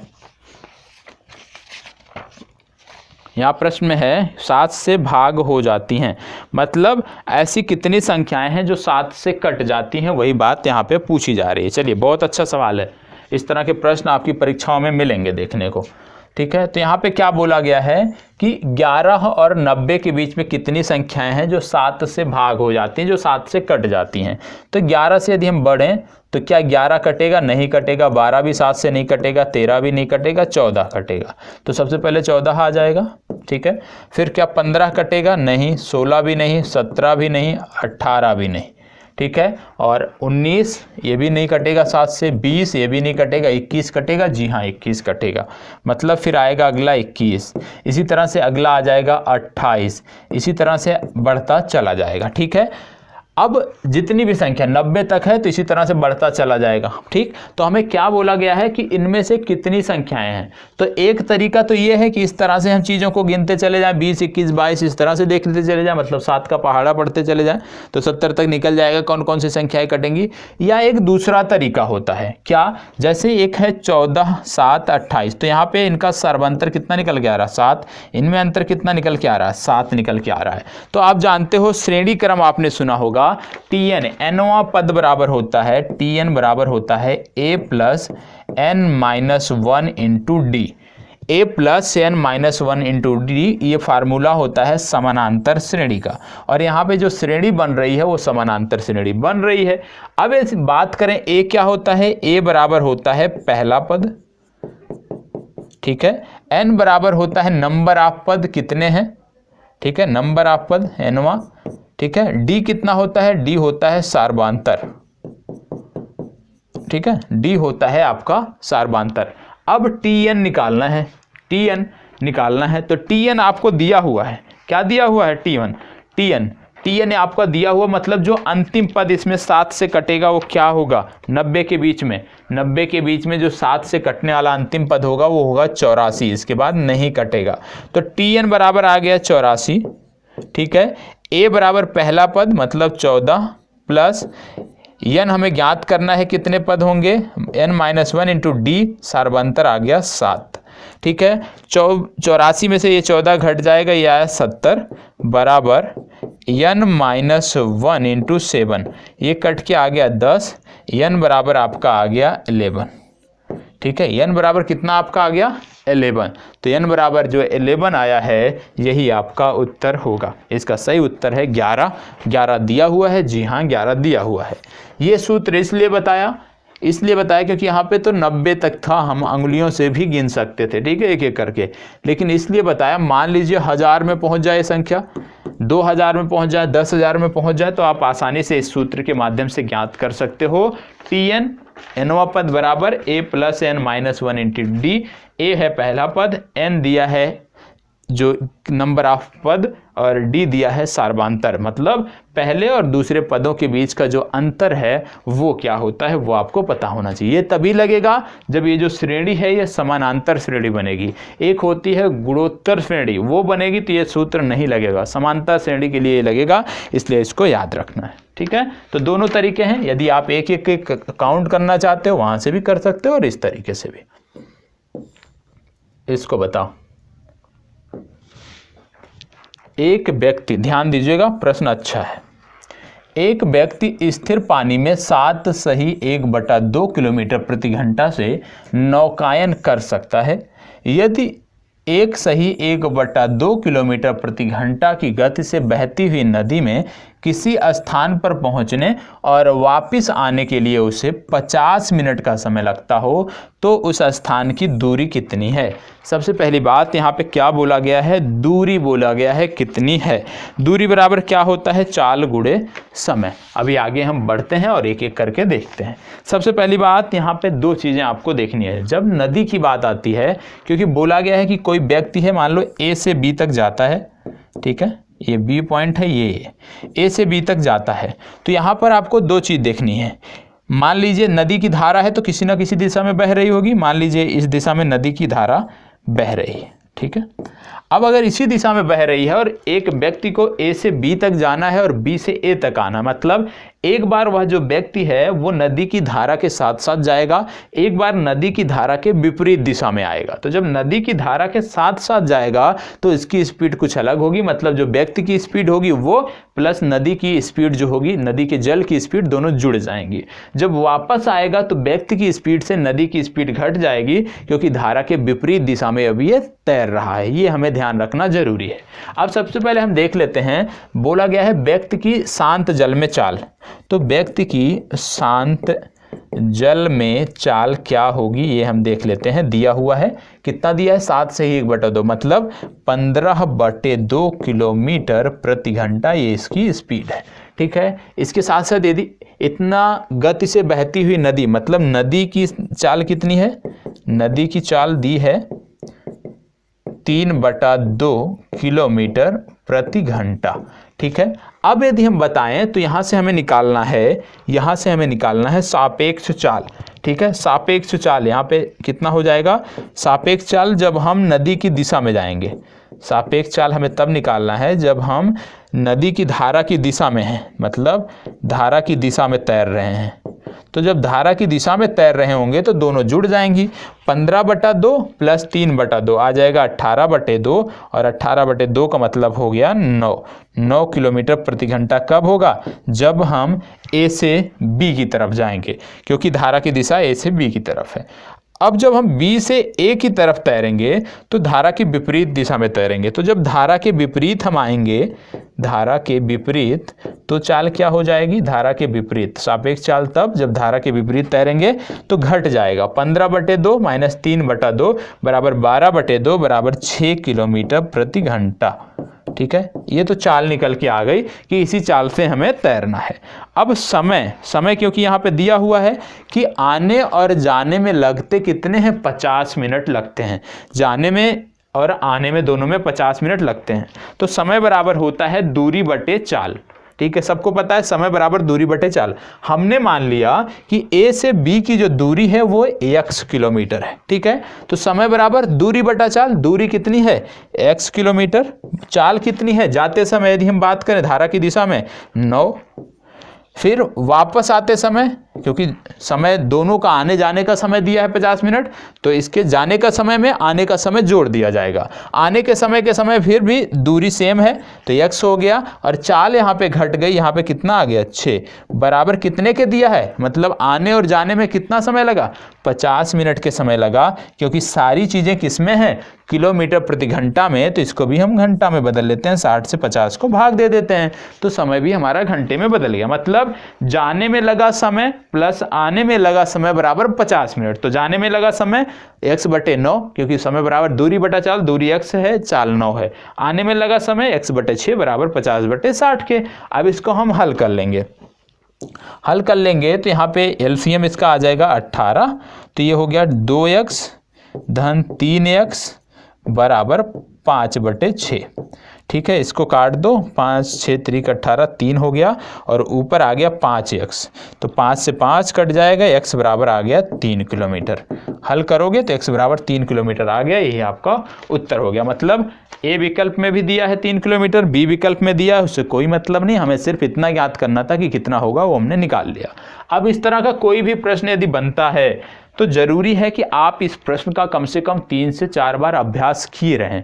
आप इस प्रश्न को बेहतर तरीके से लगाए रहें, 3 बार 4 बार, जितनी बार आप लगा सको उतनी बार इसी सेम प्रश्न को लगाना है, प्रश्न नहीं चेंज करना है, इसी प्रश्न को लगाना है कम से कम 4 से 5 बार। ठीक है, जरूरी नहीं है कि एक ही दिन आज ही बैठ के 4 बार लगा लिए, 1-2 बार आज लगा लीजिए, 1-2 बार 2 दिन बाद लगा लीजिएगा। ठीक है, तो जब 4-5 बार आप एक ही प्रश्न को कर लोगे ना, तो इस तरह के जो भी प्रश्न होते हैं वो आपके दिमाग में बैठ जाएंगे और आप उनमें गलतियां नहीं करोगे। इस तरह के बहुत सारे प्रश्न बन सकते हैं। ठीक है, और सब में यही ध्यान रखना है कि जब बात किया जाए कि कोई व्यक्ति एक स्थान से दूसरे स्थान तक जाता है और पुनः वापस आता है तो कितना समय लगता है, या तो वहां पे तुरंत मान लेना है कि जो स्थान है उसकी दूरी, दोनों स्थानों के बीच की दूरी जो है x है, और जो x मान लिया वो दूरी बदलेगी नहीं। क्यों? क्योंकि उसी स्थान से आप a स्थान से b तक जा रहे हो और b से पुनः वापस आ रहे हो, तो जो जाने में दूरी है वही आने में भी दूरी है, वो नहीं बदलेगी। ध्यान क्या रखना रखना है हमें, यहाँ पे ध्यान हमें रखना है चाल, जो व्यक्ति की चाल होगी जब धारा की दिशा में जाएगी तो ध्यान रखना है, जब हम धारा की विपरीत दिशा में वापस आएंगे तो वहां पे ध्यान रखना है। ठीक है, चलिए आगे बढ़ते हैं और अगला प्रश्न देखते हैं। किसी को भी कोई डाउट हो तो बता सकते हैं, इसको बताएं। बहुत ही अच्छा प्रश्न है। एक राशि चक्रवृद्धि ब्याज की दर से 2 वर्ष में 4,624 रुपये तथा 3 वर्ष में 4,913 रुपये हो जाती है, राशि क्या है? क्या बोला जा रहा है? आप खुद सोचिए, कितना आसान सा प्रश्न है, दिमाग थोड़ा सा लगाएं तो कितनी आसानी से हम इसका जवाब दे सकते हैं। बोला जा रहा है एक राशि चक्रवृद्धि ब्याज की दर से 2 वर्ष में 4,624 रुपये तथा 3 वर्ष में 4,913 रुपये हो जाती है। आपने एक सूत्र सुना होगा, चक्रवृद्धि ब्याज बराबर, सबको याद होना चाहिए, नहीं याद है आज नोट कर लीजिएगा। चक्रवृद्धि ब्याज बराबर क्या होता है? मूलधन गुणे 1 धन दर बटा 100 घात समय, ये होता है। ठीक है, इंग्लिश में इसी को लिख देते हैं P into 1 plus R/100 power n। ठीक है, बात एक ही है। तो यहाँ पे यदि हम देखें तो क्या है कि एक राशि चक्रवृद्धि ब्याज की दर से 2 वर्ष में 4,624 रुपये हो जाते, तो ये क्या है? ये चक्रवृद्धि ब्याज है। ठीक है, तो यहाँ पे यदि हम बात करते हैं तो आपको सबसे पहले चक्रवृद्धि ब्याज दिया हुआ है। ठीक है, अब यदि चक्रवृद्धि ब्याज दिया हुआ है 4,624 बराबर मूलधन नहीं दिया है P इंटू 1 धन R दिया है, 2 वर्ष में R भी नहीं दिया है, R/100 पावर कितना है n, 2 वर्ष में बात हो रही है तो 2 वर्ष हो गया n के स्थान पे। ठीक है, ये हो गया आपका इक्वेशन नंबर फर्स्ट। दूसरा कहा जा रहा है कि यही चीज है जो 3 वर्ष में 4,913 हो जाती है, तो 4,913 कब हो रही है? ये जब P इंटू 1 धन R/100 की पावर 3, तब हो रही है ये 13। अब देखो क्या बोला जा रहा है कि राशि क्या है वो बताइए हमें, राशि पूछा जा रहा है आपसे। तो अब यहाँ पे क्या कर देना है, अब यहाँ पे कुछ भी नहीं करना है, सिंपल सा है कि एक दूसरे को विभाजित कर दो, मतलब समीकरण 1 से समीकरण 2 को भाग दे दो या समीकरण 2 से 1 को भाग दे दो। तो हमने क्या किया, समीकरण 2 से 1 को भाग दे दिया, तो कितना आ जाएगा? 4,913 बटे 4,624, 4,624। ठीक है, बराबर P से P कैंसिल हो जाएगा, दोनों में है। ठीक है, हर और अंश में। अब यहाँ पे आपका आ जाएगा 1 धन R/100 की घाते 3 बटे 1 धन R/100 की घाते 2। ठीक है, यहाँ तक क्लियर है? अब देखो, अब इसको जब हम काट देंगे तो काटिए आप, जरा गुणा भाग करिए और बताइए कितना आ रहा है, और नहीं बताना है तो अभी आगे नोट कर लेते हैं फिर देखते हैं। अब इसको ऐसे रहने दीजिए अभी, 4913 बटे 4624 बराबर। अब देखो यहाँ पे घाते 3 है, यहाँ पे घाते 2 है, तो 2 घाते कम हो जाएंगी, भाग में घाते घटती हैं, तो 3 में से 2 घट जाएगा, बचेगा 1 बराबर यहाँ पे आ जाएगा 1 धन R/100। ठीक है, 1 धन R/100 यहाँ से आ गया हल हो करके। अब 1 धन R/100 है तो R/100 बराबर कितना हो जाएगा? ये हो जाएगा 4,913 बटे 4,624 माइनस 1। अब इसको जब आप हल करोगे, इसको हल करने पे, क्योंकि मैंने हल किया है तो मैं बता देता हूँ कितना आ रहा है।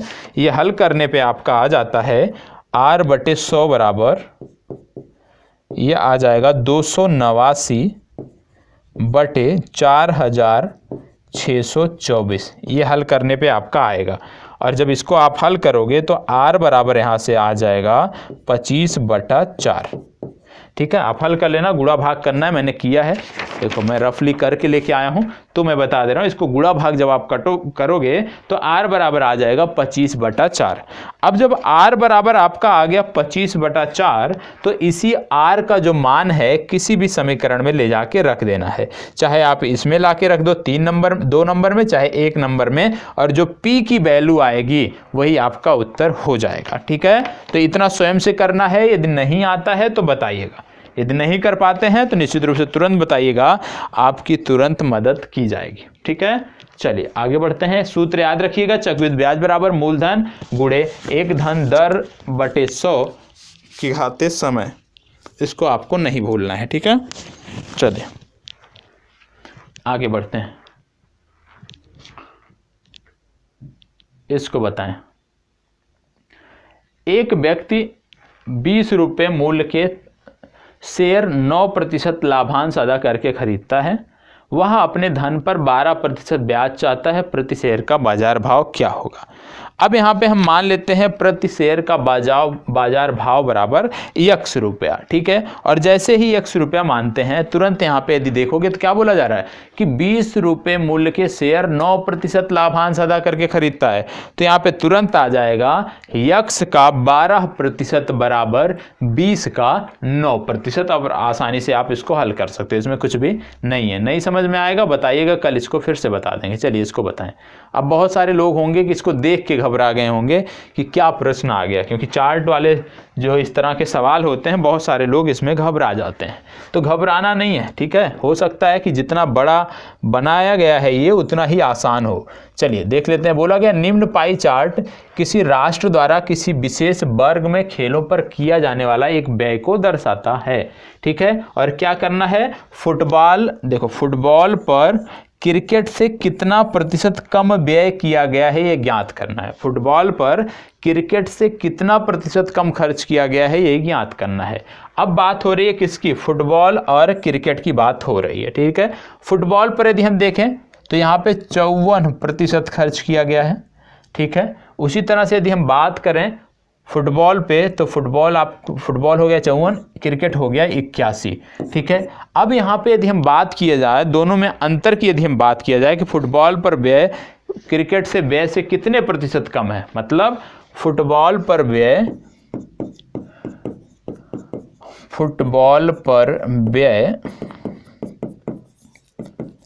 क्रिकेट से कितने प्रतिशत कम है? कितने प्रतिशत कम है? यहाँ पे है 81, वहाँ पे है 54। तो आप क्या करोगे? 81 माइनस 54 गुणे 100/81, ठीक है। अब जो आएगा वही प्रतिशत हो जाएगा। अब 81 में से जब आप 54 घटाओगे तो आपका निकल के जो भी आता है वो आप कर लेना। यहाँ पर भी कुछ नहीं था, जैसे आपने पढ़ा है ना, जैसे आपने पढ़ा यहाँ पे क्या बोला है कि फुटबॉल पर व्यय क्रिकेट से कितने प्रतिशत कम है। तो जब भी इस तरह का सवाल आए कि प्रतिशत कम की बात की जा रही है, प्रतिशत कम की बात की जा रही है, तो ये जो कम, कितनी कमी है? कमी गुणे 100, कमी गुणे 100 बटे जिससे तुलना की जाए उसकी बात यहाँ पे रखो रही है, मतलब कौन सा अधिक है। ये एक सूत्र होता है, प्रतिशत कमी बराबर कमी गुणे 100 बटे जिसकी तुलना की जाती है, जो ज़्यादा होता है वो यहाँ पे रख दिया जाता है और सिंपल सा आप इसको निकाल सकते हो, ठीक है। ये सूत्र आपको याद रखना है। प्रतिशत कमी बराबर कमी, कितनी कमी की जा रही है? कमी गुणे 100 बटे जो पहला वर्ग है जिससे तुलना की जा रही है उसकी बात यहाँ पे कर दी जाती है, ठीक है। तो यहाँ पे याद रखना है प्रतिशत कमी बराबर कमी, मतलब कितनी कमी की गई है। एक में 81 है, एक में 54 है, तो 81 में से 54 घटाओगे तभी तो कमी पता चलेगा। गुणे 100 बटे जिससे तुलना की जाए, जो अधिक वाला है वो यहाँ पे लिख दिया जाता है प्रतिशत अधिक, ठीक है।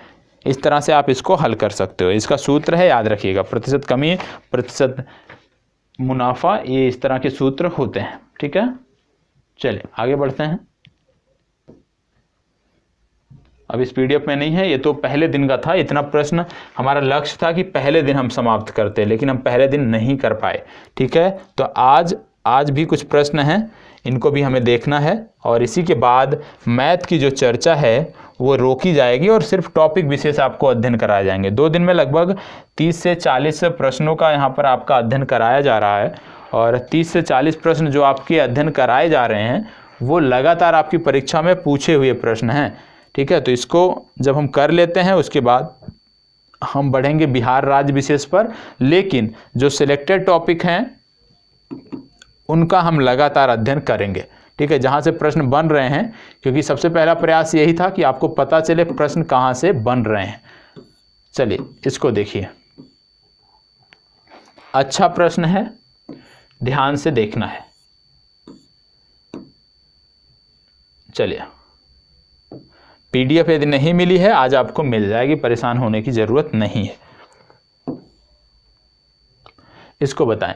ए बी सी किसी व्यवसाय में 20 लाख रुपए, 3 व्यक्ति हैं ए बी और सी, किसी व्यवसाय में 20 लाख रुपए 7:2:1 के अनुपात में लगाते हैं। कुल लाभ 18% होता है और ए को 30% तथा बी को 20% कर चुकाना है। ए का शुद्ध लाभ बी के शुद्ध लाभ से कितने प्रतिशत अधिक है? बोला जा रहा है ए के और बी के बीच में तुलना करनी है। देखो, जिस अनुपात में व्यक्ति पूंजी लगाएंगे उसी अनुपात में व्यक्तियों द्वारा लाभों का बंटवारा भी किया जाएगा। तो कहने का मतलब है कि जिस अनुपात में पूंजी लगाई गई है बंटवारा भी उसी अनुपात में देखने को मिलेगा।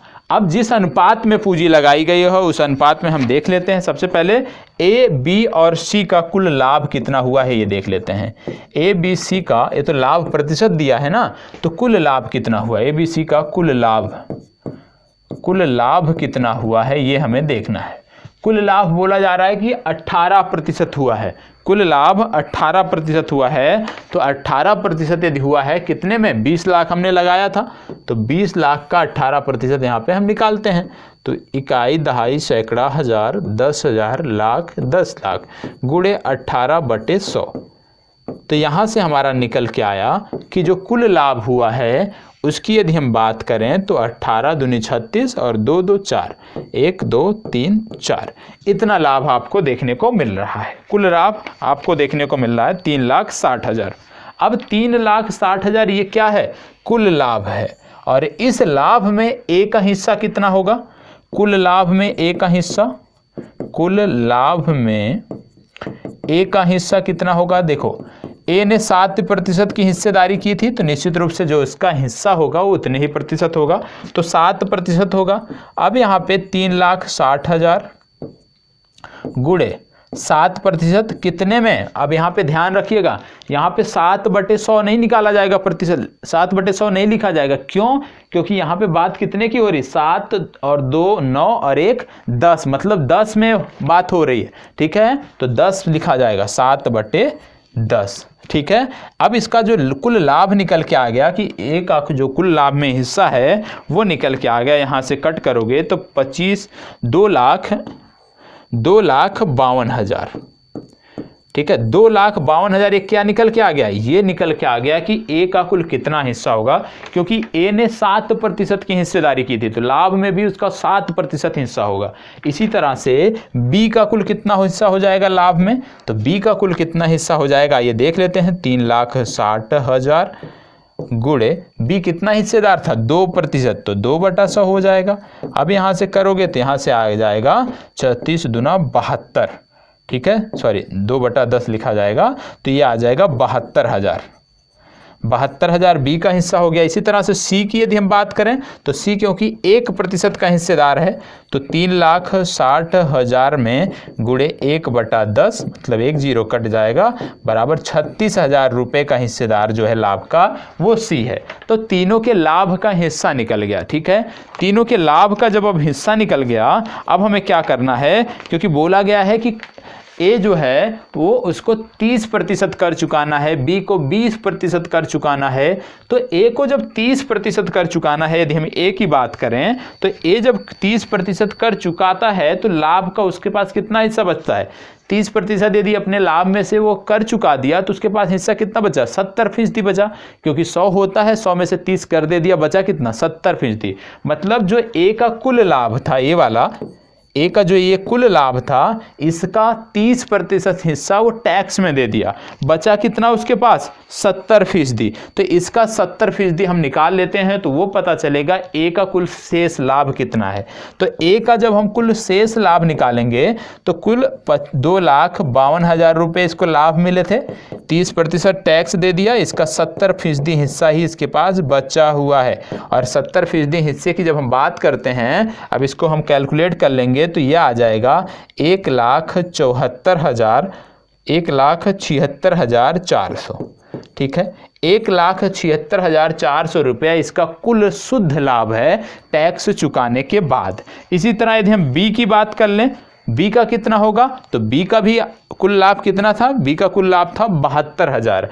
अब 72,000 में से उसने कितने टैक्स चुकाने हैं, 20% टैक्स चुकाने हैं। तो 72,000 का यदि हम बात करें, इसको 20% टैक्स चुकाने हैं, बचेगा कितना, 80%, 80/100। तो इसका जो यहाँ पे बचेगा कुल हिस्सा वो है 57,600 रुपया। ठीक है, अब ए का शुद्ध लाभ बचा है 1,76,400, बी का कुल शुद्ध लाभ बचा है 57,600। अब क्या पूछा गया है, ए का शुद्ध लाभ बी के शुद्ध लाभ से कितने प्रतिशत अधिक है, प्रतिशत अधिक और प्रतिशत कम अभी हमने सूत्र आपको बताया था।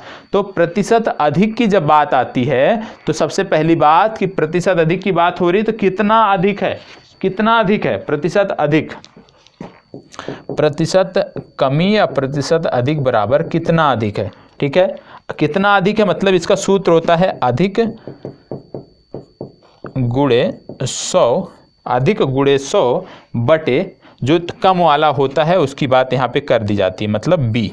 ठीक है, कम वाला जो हिस्सा होता है यहाँ पे कर दिया जाता है। जब हम प्रतिशत कमी निकालते थे तो हर में क्या होता था, अधिक वाला हिस्सा होता था, लेकिन जब हम प्रतिशत अधिक निकालते हैं तो नीचे कमी वाला हिस्सा होता है, ये आपको पता होना चाहिए। अब प्रतिशत अधिक की बात हो रही है तो कितना अधिक है, आप घटा लेना, 1,76,400 में से 57,600 घटा लेना तो पता चल जाएगा कितना अधिक है। जितना घटाने पे आएगा उतना गुणे 100 बटे 57,600, तो पता चल जाएगा कि कितना प्रतिशत इसका अधिक है। ठीक है, तो आसानी से आप निकाल सकते हो। ये दो सूत्र आपको याद रखने, जैसे इससे पहले आपने प्रतिशत कमी वाला देखा कि प्रतिशत कमी बराबर कमी गुणे 100 बटे जो अधिक वाला हिस्सा था उसकी बात की जाती थी, मतलब जो फायदे में रहता था, जो ज़्यादा हिस्सा रखता था। इसी तरह से प्रतिशत अधिक की जब बात करते हैं तो कितना अधिक है, अधिक गुणे 100 बटे जिससे तुलना की जाए, मतलब जो कम हो उसकी बात यहाँ पर की जाती है। तो ये दोनों सूत्र याद रखिएगा, इसी तरह आप आसानी से चीज़ों को कर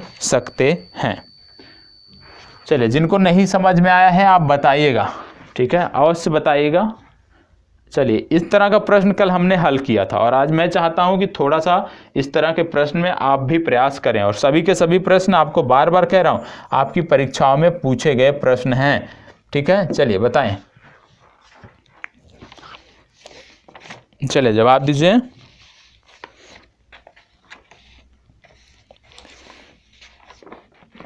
जवाब दीजिए। पानी की एक टंकी के तल में दो छेद ए तथा बी हैं। ठीक है, केवल ए छेद खोलने पर भरी हुई टंकी 30 मिनट में खाली हो जाती है, केवल बी छेद खोलने पर भरी हुई टंकी 20 मिनट में। ठीक है, एक को खोल देने पे 30 मिनट में खाली होती है, एक को खोल देने से 20 मिनट में खाली होती है। आगे बोला जा रहा है यदि 10 मिनट तक दोनों को खोल कर रखा जाए तथा बी को बंद कर दिया, मतलब 10 मिनट को दोनों को खोलकर फिर बी को यदि हम बंद कर दें तो भरी हुई टंकी को खाली करने में कुल कितना समय लगेगा। अब भरी हुई टंकी को खाली करने में कितना समय लगेगा यही आपको बताना है। ठीक है, चलिए देख लेते हैं कितना समय लगेगा। अब देखो यहाँ पे क्या आपको देखना है, क्या चीज़ें आपको ध्यान में रखनी है। सबसे पहली बात, कल मैंने बताया था कि इस तरह के कोई भी जो प्रश्न होते हैं सबसे पहले हम देख लेते हैं कि जो जैसे इसमें दो टोटी दिए हुए हैं, दो छेद की बात हुई है, तो वो कितने देर में खाली हो जाते हैं। तो जैसे पहले की यदि हम बात करें, यदि पहले छेद को यहाँ पे दो दिया है, यदि ए तथा बी हैं, तो यदि ए वाले की यदि हम बात करें, यदि ए द्वारा टंकी को 1 मिनट में, ए द्वारा टंकी का 1 मिनट में खाली हुआ भाग, देखो क्योंकि ये ए वाला जो है वो 30 मिनट में खाली कर देता है। ठीक है, ए वाला जो है वो 30 मिनट में खाली कर देता है, तो 1 मिनट में कितना खाली करेगा, 1 मिनट में ये खाली करेगा 1/30 भाग। ठीक है, इसी तरह से जो बी वाला है वह 1 मिनट में कितना खाली करेगा, क्योंकि वह कितने में खुलता है, 20 मिनट में खाली कर देता है। ठीक है, तो 1 मिनट में कितना करेगा, 1/20 भाग करेगा। ठीक है, पहले दोनों का हमने देख लिया, दोनों की कुल क्षमता दी है कि एक बार खुल जाएंगे तो कितने दिन में खाली कर देंगे, बी वाला कितना दिन में खाली कर देगा, सारा चीज़ें दी हुई हैं। तो हमने देख लिया कि यदि हम ए की बात करें तो 1 मिनट में कितना खाली करता है, यदि हम बी की बात करें तो वह 1 मिनट में कितना खाली करता है। ये दोनों चीज़ें हमने निकाल लिया। अब क्या बोला जा रहा है कि यदि 10 मिनट तक दोनों को खोलकर छेद बी बंद कर दिया जाता है, पहले दोनों को 10 मिनट तक खोला जाता है। कहने का मतलब है कि यदि दोनों को 10 मिनट तक खोल दिया जाए, दोनों को 10 मिनट तक खोलने पर खाली भाग कितना होगा। अब दोनों को साथ साथ खोला जा रहा है तो 10 से गुणा कर दो। 1 मिनट में ये खोलता है 1/30, ये खाली करता है 1/20, तो इसको जोड़ दिया हमने, 10 से गुणा कर दिया। 1 मिनट में ये खाली करते हैं दोनों साथ मिलकर 1/30 धन 1/20, तो 10 मिनट में कितने करेंगे, 10 से आप गुणा कर दो। यहाँ से ये आपका हल होके आ गया 1/3 धन 1/2 बराबर ये आपका आ गया 5/6। ठीक है, मतलब 10 मिनट में ये 5/6 भाग खाली कर देंगे। अब अगर 10 मिनट में ये 5/6 भाग खाली कर देंगे तो शेष भाग कितना है, शेष भाग आपका आ जाएगा 1 - 5/6 बराबर 1/6। अब 1/6 भाग शेष बचा हुआ है। अब क्या कहा जा रहा है, यदि छेद बी बंद कर दिया जाए तो भरी हुई टंकी को खाली करने में कुल कितना समय लगेगा। यदि 10 मिनट तक दोनों को खोलकर छेद बी बंद कर दिया जाए तो भरी हुई टंकी को खाली करने में कितना समय लगेगा। अब बी को बंद कर दिया गया, मतलब खाली कौन कर रहा है, ए खाली कर रहा है। और ए क्या है, 1 मिनट में कितना खाली करता है, 1/30 खाली करता है। तो 1/6 भाग खाली करने में कितना समय लगेगा उसको, 1/6 भाग खाली करने में यदि हम समय की बात करें तो ये आ जाएगा 1/6 बटे 1/30 बराबर 30/6 बराबर 5। ठीक है, तो इसको कितना समय लगेगा, इसको लगेगा 5 मिनट। लेकिन क्योंकि 5 मिनट तो तब लगेगा जब एक बंद कर दिया जाता है, एक चालू रहता है, और 10 मिनट पहले दोनों साथ साथ चले हैं, तो कुल समय कितना हो जाएगा, 10 मिनट जो दोनों साथ साथ काम किए हैं प्लस 5 बराबर 15 मिनट। ठीक है, 15 मिनट इसका आंसर हो जाएगा। अब इसमें किसी को कोई समस्या नहीं होनी चाहिए। ठीक है, फिर से पढ़िए, यदि कहीं पे डाउट हो तो मैं फिर से बता रहा हूँ। एक बार पहले प्रश्न पढ़ लीजिए, एक बार पहले पूरा प्रश्न पढ़ लीजिए। चलें, ध्यान से पढ़िए फिर मैं बताता हूं।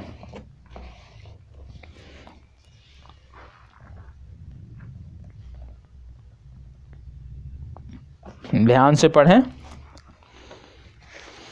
चलिए देखो, इस तरह के प्रश्नों में कल ही मैंने आपको बताया था कि इस तरह का कोई भी प्रश्न यदि आपकी परीक्षा में पूछा जाता है तो सबसे पहले हमें निकाल लेना है आंख मूंदकर कि जितने भी टोटी दी हुई हैं, जितने भी इस तरह के छेद दिए हुए हैं, वो एक एक करके उनके बारे में निकालना। जैसे यहाँ पे 2 दिए होते, ए तथा बी, तो इसमें दिया हुआ था केवल ए के खोलने पर टंकी 30 मिनट, मतलब ए वाला जब खोल दिया जाए तो टंकी 30 मिनट में खाली हो जाती है। अगला कहा जा रहा है कि यदि बी को खोल दिया जाए तो टंकी जो है वो 20 मिनट में खाली हो जाती है। अब एक के खोलने पर 30 मिनट में खाली हो रही है, एक के खोलने पर 20 मिनट में खाली हो रही है। तो हमने देख लिया कि जिसके खोलने पर 30 मिनट में खाली हो रही है वो 1 मिनट में कितना खाली करता है। तो जब 30 मिनट में वो पूरा खाली करता है तो 1 मिनट में 1/30वां भाग खाली करेगा। उसी तरह से दूसरा जो है वो 1 मिनट में 1/20वां भाग खाली करेगा।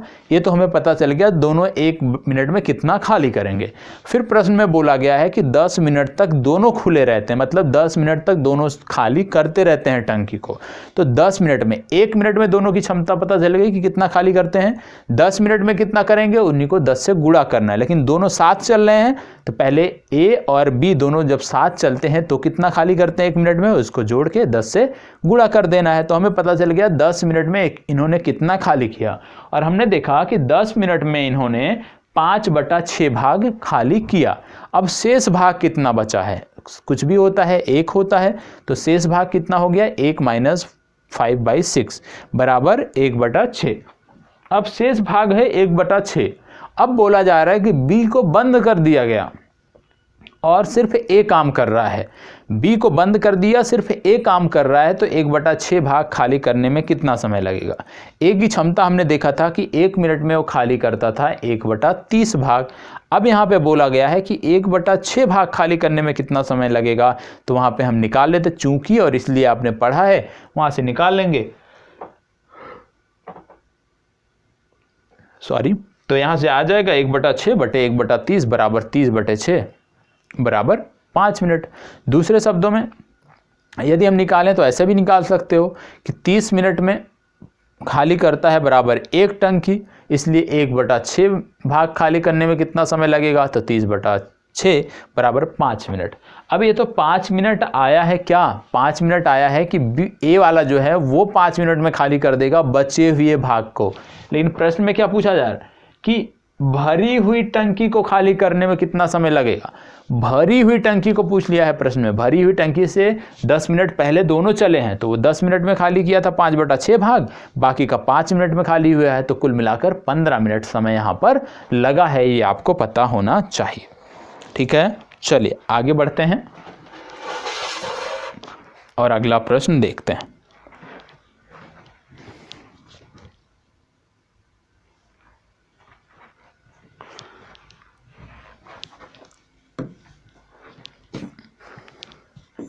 चलिए इसको देखते हैं।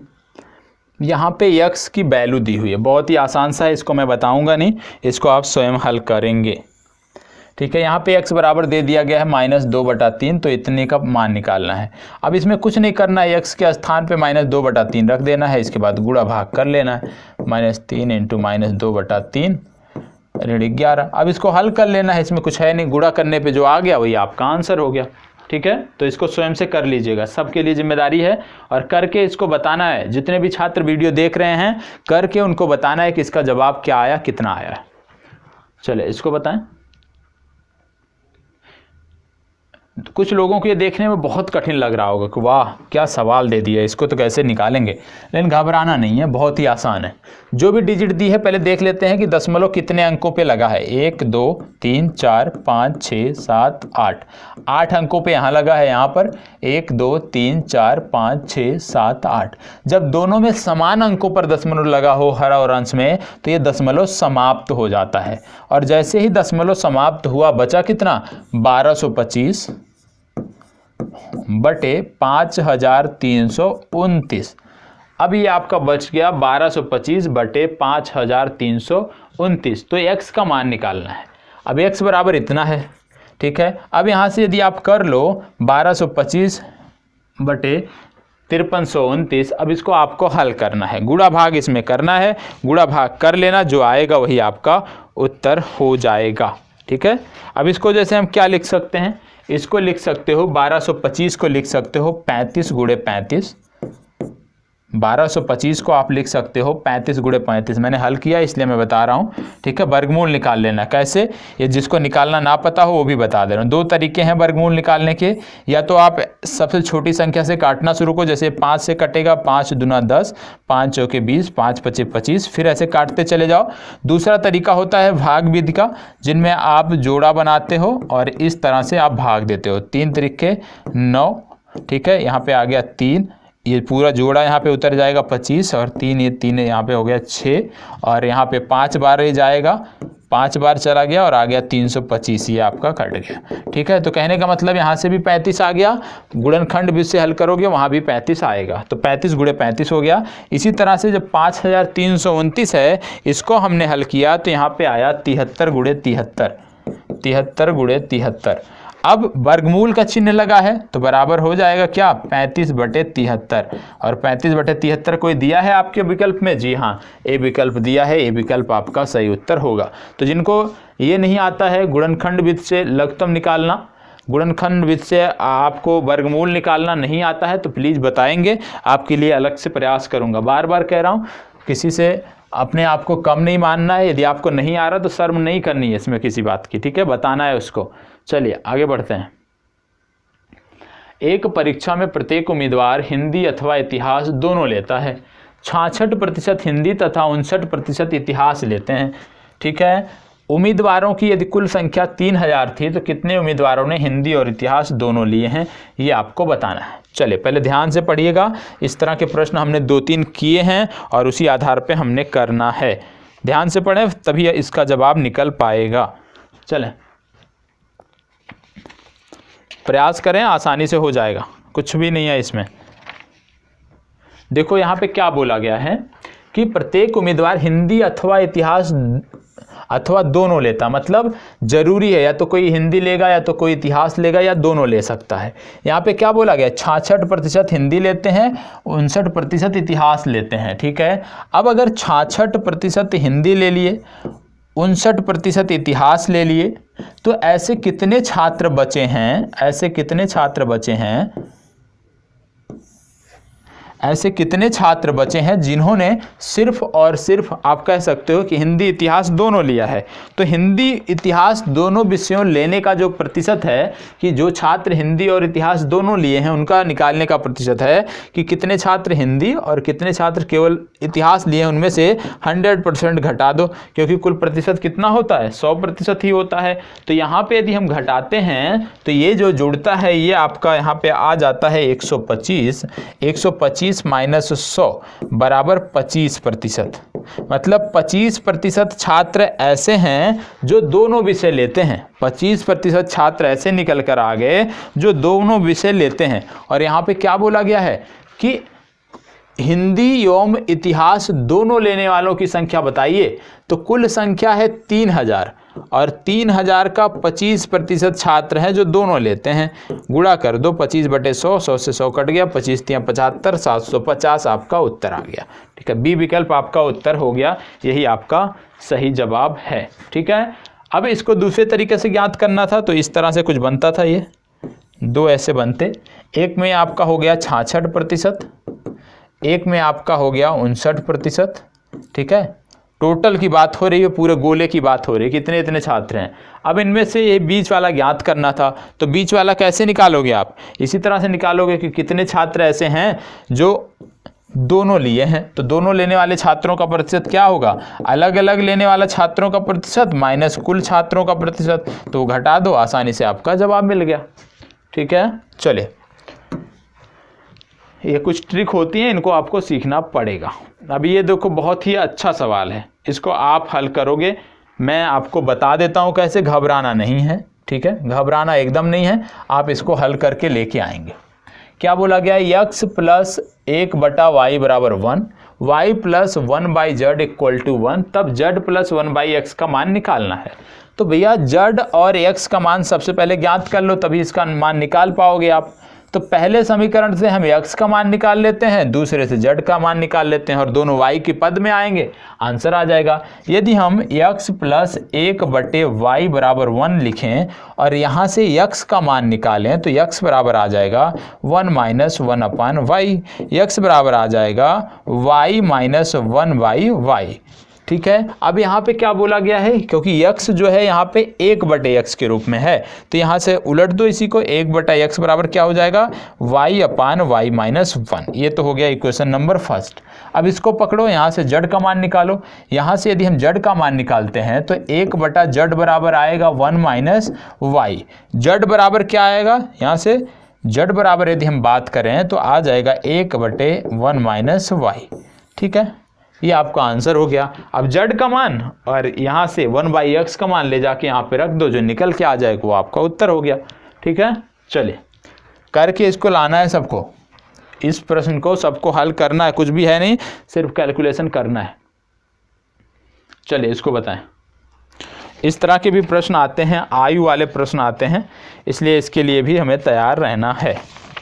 चलें जल्दी करें, जिससे आज जितने भी प्रश्न हमने सोचे हैं सारे प्रश्न हल कर सकें। चलें, अब यहाँ पे क्या बोला गया है, 4 बहनों की औसत आयु 7 वर्ष है। यदि हम माँ की आयु जोड़ दें तो औसत 6 वर्ष बढ़ जाती है। माँ की आयु ज्ञात कीजिए। माँ की यहाँ पे आयु ज्ञात करनी है। 4 बहनों की औसत आयु दी है 7 वर्ष। तो यदि हम 4 बहनों की कुल आय निकाल लें, 4 बहनों की कुल आयु कुल आयु यदि हम निकाल लें तो कितना हो जाए, क्योंकि औसत आयु 4 वर्ष है तो 7 गुणे 4 बराबर 28 वर्ष। ठीक है, कुल आयु इतनी निकल जाएगी। इसी तरह से यदि हम माँ सहित बात कर लें, माँ सहित 4 बहनों की औसत आयु कितनी है, क्या बोला गया है कि 6 वर्ष बढ़ जाती है। जब माँ की औसत आयु इसमें जुड़ जाती है तो 6 वर्ष बढ़ जाती है। तो पहले थी 6, 7 और इसमें 6 जुड़ जाएगी तो 7 और 13, मतलब माँ सहित 4 बहनों की औसत आयु हो जाएगी 13, क्योंकि प्रश्न में क्या बोला गया है, यदि माँ की आयु जोड़ दें तो औसत 6 वर्ष बढ़ जाता है। पहले 7 था, उसमें 6 जोड़ दिया, आ गया 13। अब हम निकाल लेते हैं माँ सहित 4 बहनों की कुल आयु। अब हम कुल आयु जब निकालने बैठेंगे तो 4 और 1 कितने हो गए, 5 हो गए, और 13 गुणे 5 कर दो, 13 पचे आ जाए 65, मतलब 65 वर्ष यहाँ पे निकल गए। ठीक है, अब क्या बोला जा रहा है कि माँ की आयु क्या होगी, तो माँ की आयु देखो, माँ की आयु बराबर क्या हो जाएगी, 65 माइनस 28, और 65 में से 28 घटा दोगे तो आ जाएगा आपका 37, यही आपका उत्तर होगा। कैसे, आइए देख लेते हैं। सबसे पहले दिया था 4 बहनों की औसत आयु 7 वर्ष, तो औसत आयु दिया हुआ था 7 वर्ष, तो कुल आयु कितना निकल जाएगा, 7 गुणे 4 बराबर 28 वर्ष निकल गया। फिर आगे इसमें लिखा है कि यदि माँ की औसत आयु को भी इनकी औसत आयु में जोड़ दिया जाए तो कुल औसत जो है वो 7 अधिक हो जाता है। मतलब माँ को भी जोड़ने से कुल औसत 7 अधिक हो जाता है। पहले कितना था औसत, 7 था, बाद में कितना अधिक हो रहा है, 6 अधिक हो रहा है, क्योंकि 6 बोला गया है। माँ की आयु को जोड़ दें तो औसत 6 वर्ष बढ़ जाती है।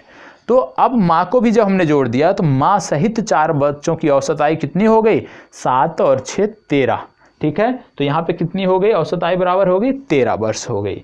अब माँ सहित बच्चों की कुल आयु कितनी होगी, क्योंकि पहले 4 थे, माँ जुड़ गई तो 5 संख्या हो गई, तो 5 गुणे 13 बराबर 65 वर्ष। अब ये जो अंतर आया है 65 और 28 में, 28 में केवल 4 बच्चे सम्मिलित थे, 65 में माँ भी सम्मिलित है, तो माँ की आयु यही तो होगी ना जो 28 से सरप्लस होगी, तो हमने घटा दिया, 67 माइनस 28, सॉरी 65 माइनस 28 बराबर 37, आपका उत्तर हो गया। ठीक है, चलिए आगे बढ़ते हैं।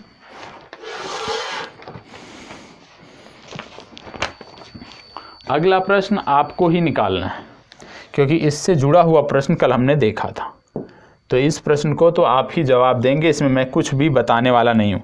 जल्द से जल्द इसका आंसर सभी जितने भी छात्र देख रहे हैं सबकी जिम्मेदारी बनती है कि इसका आंसर कमेंट बॉक्स में शेयर करें। चलें, इस प्रश्न का आंसर कमेंट बॉक्स में शेयर करें। यदि 3 की घाते x धन 8 बराबर 27 की घाते 2x धन 1 हो तो x का मान निकालना है। चलिए बताइए क्या होगा x का मान, x का मान क्या होगा, बताएं, जवाब दीजिएगा, x का मान क्या होगा। देखो यहाँ पे क्या है, कल मैंने बताया था, यहाँ पे क्या लिखा है, 3 की घाते x धन 8, इधर क्या है 27, 27 को आप लिख सकते हो 3 की घाते 3, 3 की घाते 3 क्यों लिख सकते हो, 3 गुणे 3 बराबर 27, तो हमने लिख दिया 3 की घाते 3, पहले से घात में क्या लिखा है 2x धन 1। अब देखो यहाँ पे जब कहने का मतलब जब बेस समान होता है बराबर के दोनों तरफ वो कट जाता है, तो आता है कितना, x प्लस 8 बराबर 3 इंटू 2x धन 1। ठीक है, x plus 8 equal to 6x plus, इसको हमने इंटू कर दिया, प्लस 3। ठीक है, अब इसको पक्षांतर कर दो तो आ जाएगा 5x इक्वल टू, इसको इधर ले जाओ, बराबर 5, x बराबर कितना आ गया 1, x बराबर 1 कहाँ दिया है, बी विकल्प में दिया है। ठीक है, और इस तरह के प्रश्न जब हों और आपको अपना उत्तर चेक करना हो तो आप कर भी सकते हो, वहाँ पे ले जाके रख दो, 3 की घाते 1 धन 8 बराबर 3 की घाते 9 हो गया, इधर कितना हो जाएगा, 3 के घाते 3 पहले से है, x के स्थान पे 1 रख दो तो आ गया 2 धन 1 बराबर 3, तो यहाँ भी हो गया 3 की घाते 9। ठीक है, तो आपका उत्तर सही है। तो इस तरह के प्रश्न हो तो हम अपने उत्तर की जांच भी कर सकते हैं। ठीक है, चलिए आगे बढ़ते हैं।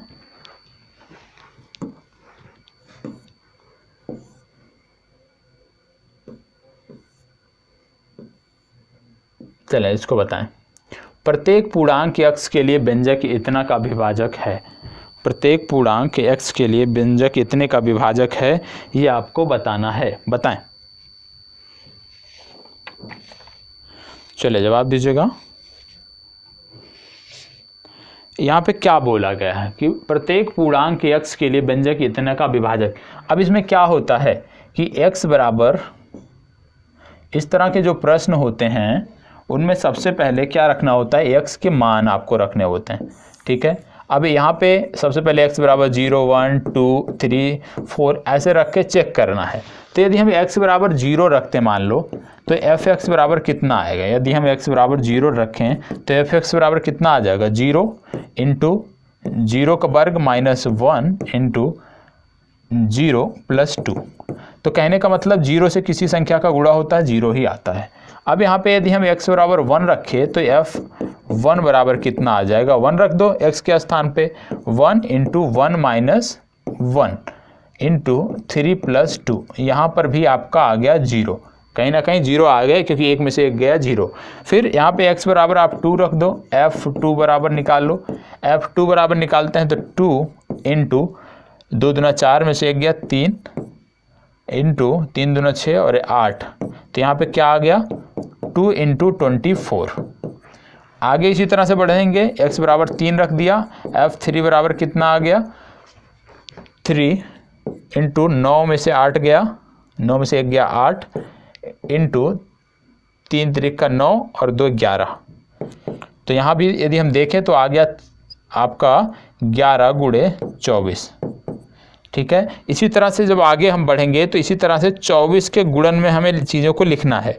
और यदि हम लिखने में सफल हो जाते हैं तो इसका मतलब क्या है कि प्रत्येक पूर्णांक x के लिए इस व्यंजक का जो विभाजक होगा वो 24 होगा, क्योंकि आगे मान लो समथिंग आ गया 25 इंटू 24 आ गया, फिर इसी तरह से आगे कुछ आ गया इंटू 24 आ गया। तो विभाजक का मतलब क्या कि 24 से यदि हम पूरे व्यंजक को भाग दें किसी भी मान के लिए, x के किसी भी मान के लिए यदि हम इस व्यंजक को 24 से भाग दें तो कटेगा, तो वही विभाजक की बात हो रही है। तो इसका सही जवाब हो जाएगा 24। इसी तरह से आपको रख के चेक करना, पहले x बराबर 0, फिर x बराबर 1, x बराबर 2, x बराबर 3, x बराबर 4, x बराबर 5, x बराबर 6, इसी तरह से रख के आपको चेक करना होता है। ठीक है, चलिए आज के लिए इतना ही। आज की जो चर्चा थी वो यहीं पे समाप्त होती है और उम्मीद करता हूँ कि आज की इस चर्चा से भी आपको बहुत कुछ सीखने को मिला होगा।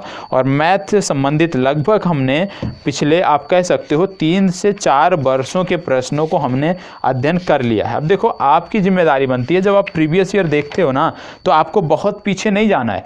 ऐसा नहीं है कि आप कई वर्ष पीछे चले गए, आप मुश्किल से मैथ के जब प्रश्नों को आप देखिएगा तो पिछले 4-5 वर्षों को देखिएगा, इससे ज़्यादा मत जाइएगा। मतलब आप 2021 में परीक्षा देने जा रहे थे लेकिन दुर्भाग्य से 22 में पहुंचे हो, तो 21 का मतलब आप 17 के पीछे मत जाओ। 17 से लेकर अभी तक के जो पेपर हुए हैं उनको आप हल करना है, उन्हीं के प्रश्नों को आपको देखना है, क्योंकि पहले क्या था वो अलग है, अभी कैसे प्रश्न पूछे जा रहे हैं वही ट्रेंड आपको फॉलो करना है। तो मैथ में जिनको भी समस्या है, आप में से जिन भाई बहनों को समस्या है मैथ में, आप बताएं, ईमानदारी से कमेंट बॉक्स में बताएं।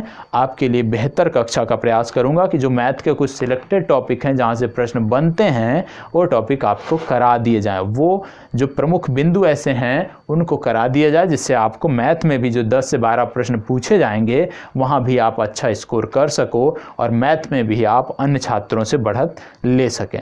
तो जो भी कोई समस्या है आप कमेंट बॉक्स में बताएं। जितना आज प्रश्न बताया गया, दिन में से कोई नहीं समझ में आया है तो वह भी आप बता सकते हैं। पिछली कक्षा में कुछ छात्रों को नहीं समझ में आया था कुछ प्रश्न, उन्होंने उसकी चर्चा किया था, पूछा था, तो आप भी पूछ सकते हैं। जैसे पहले नंबर का प्रश्न था जो पिछली कक्षाओं में हमने प्रश्न संख्या 1 देखी थी, तो बहुत लोगों को नहीं समझ में आया था, आपने कमेंट किया, मैंने बताया।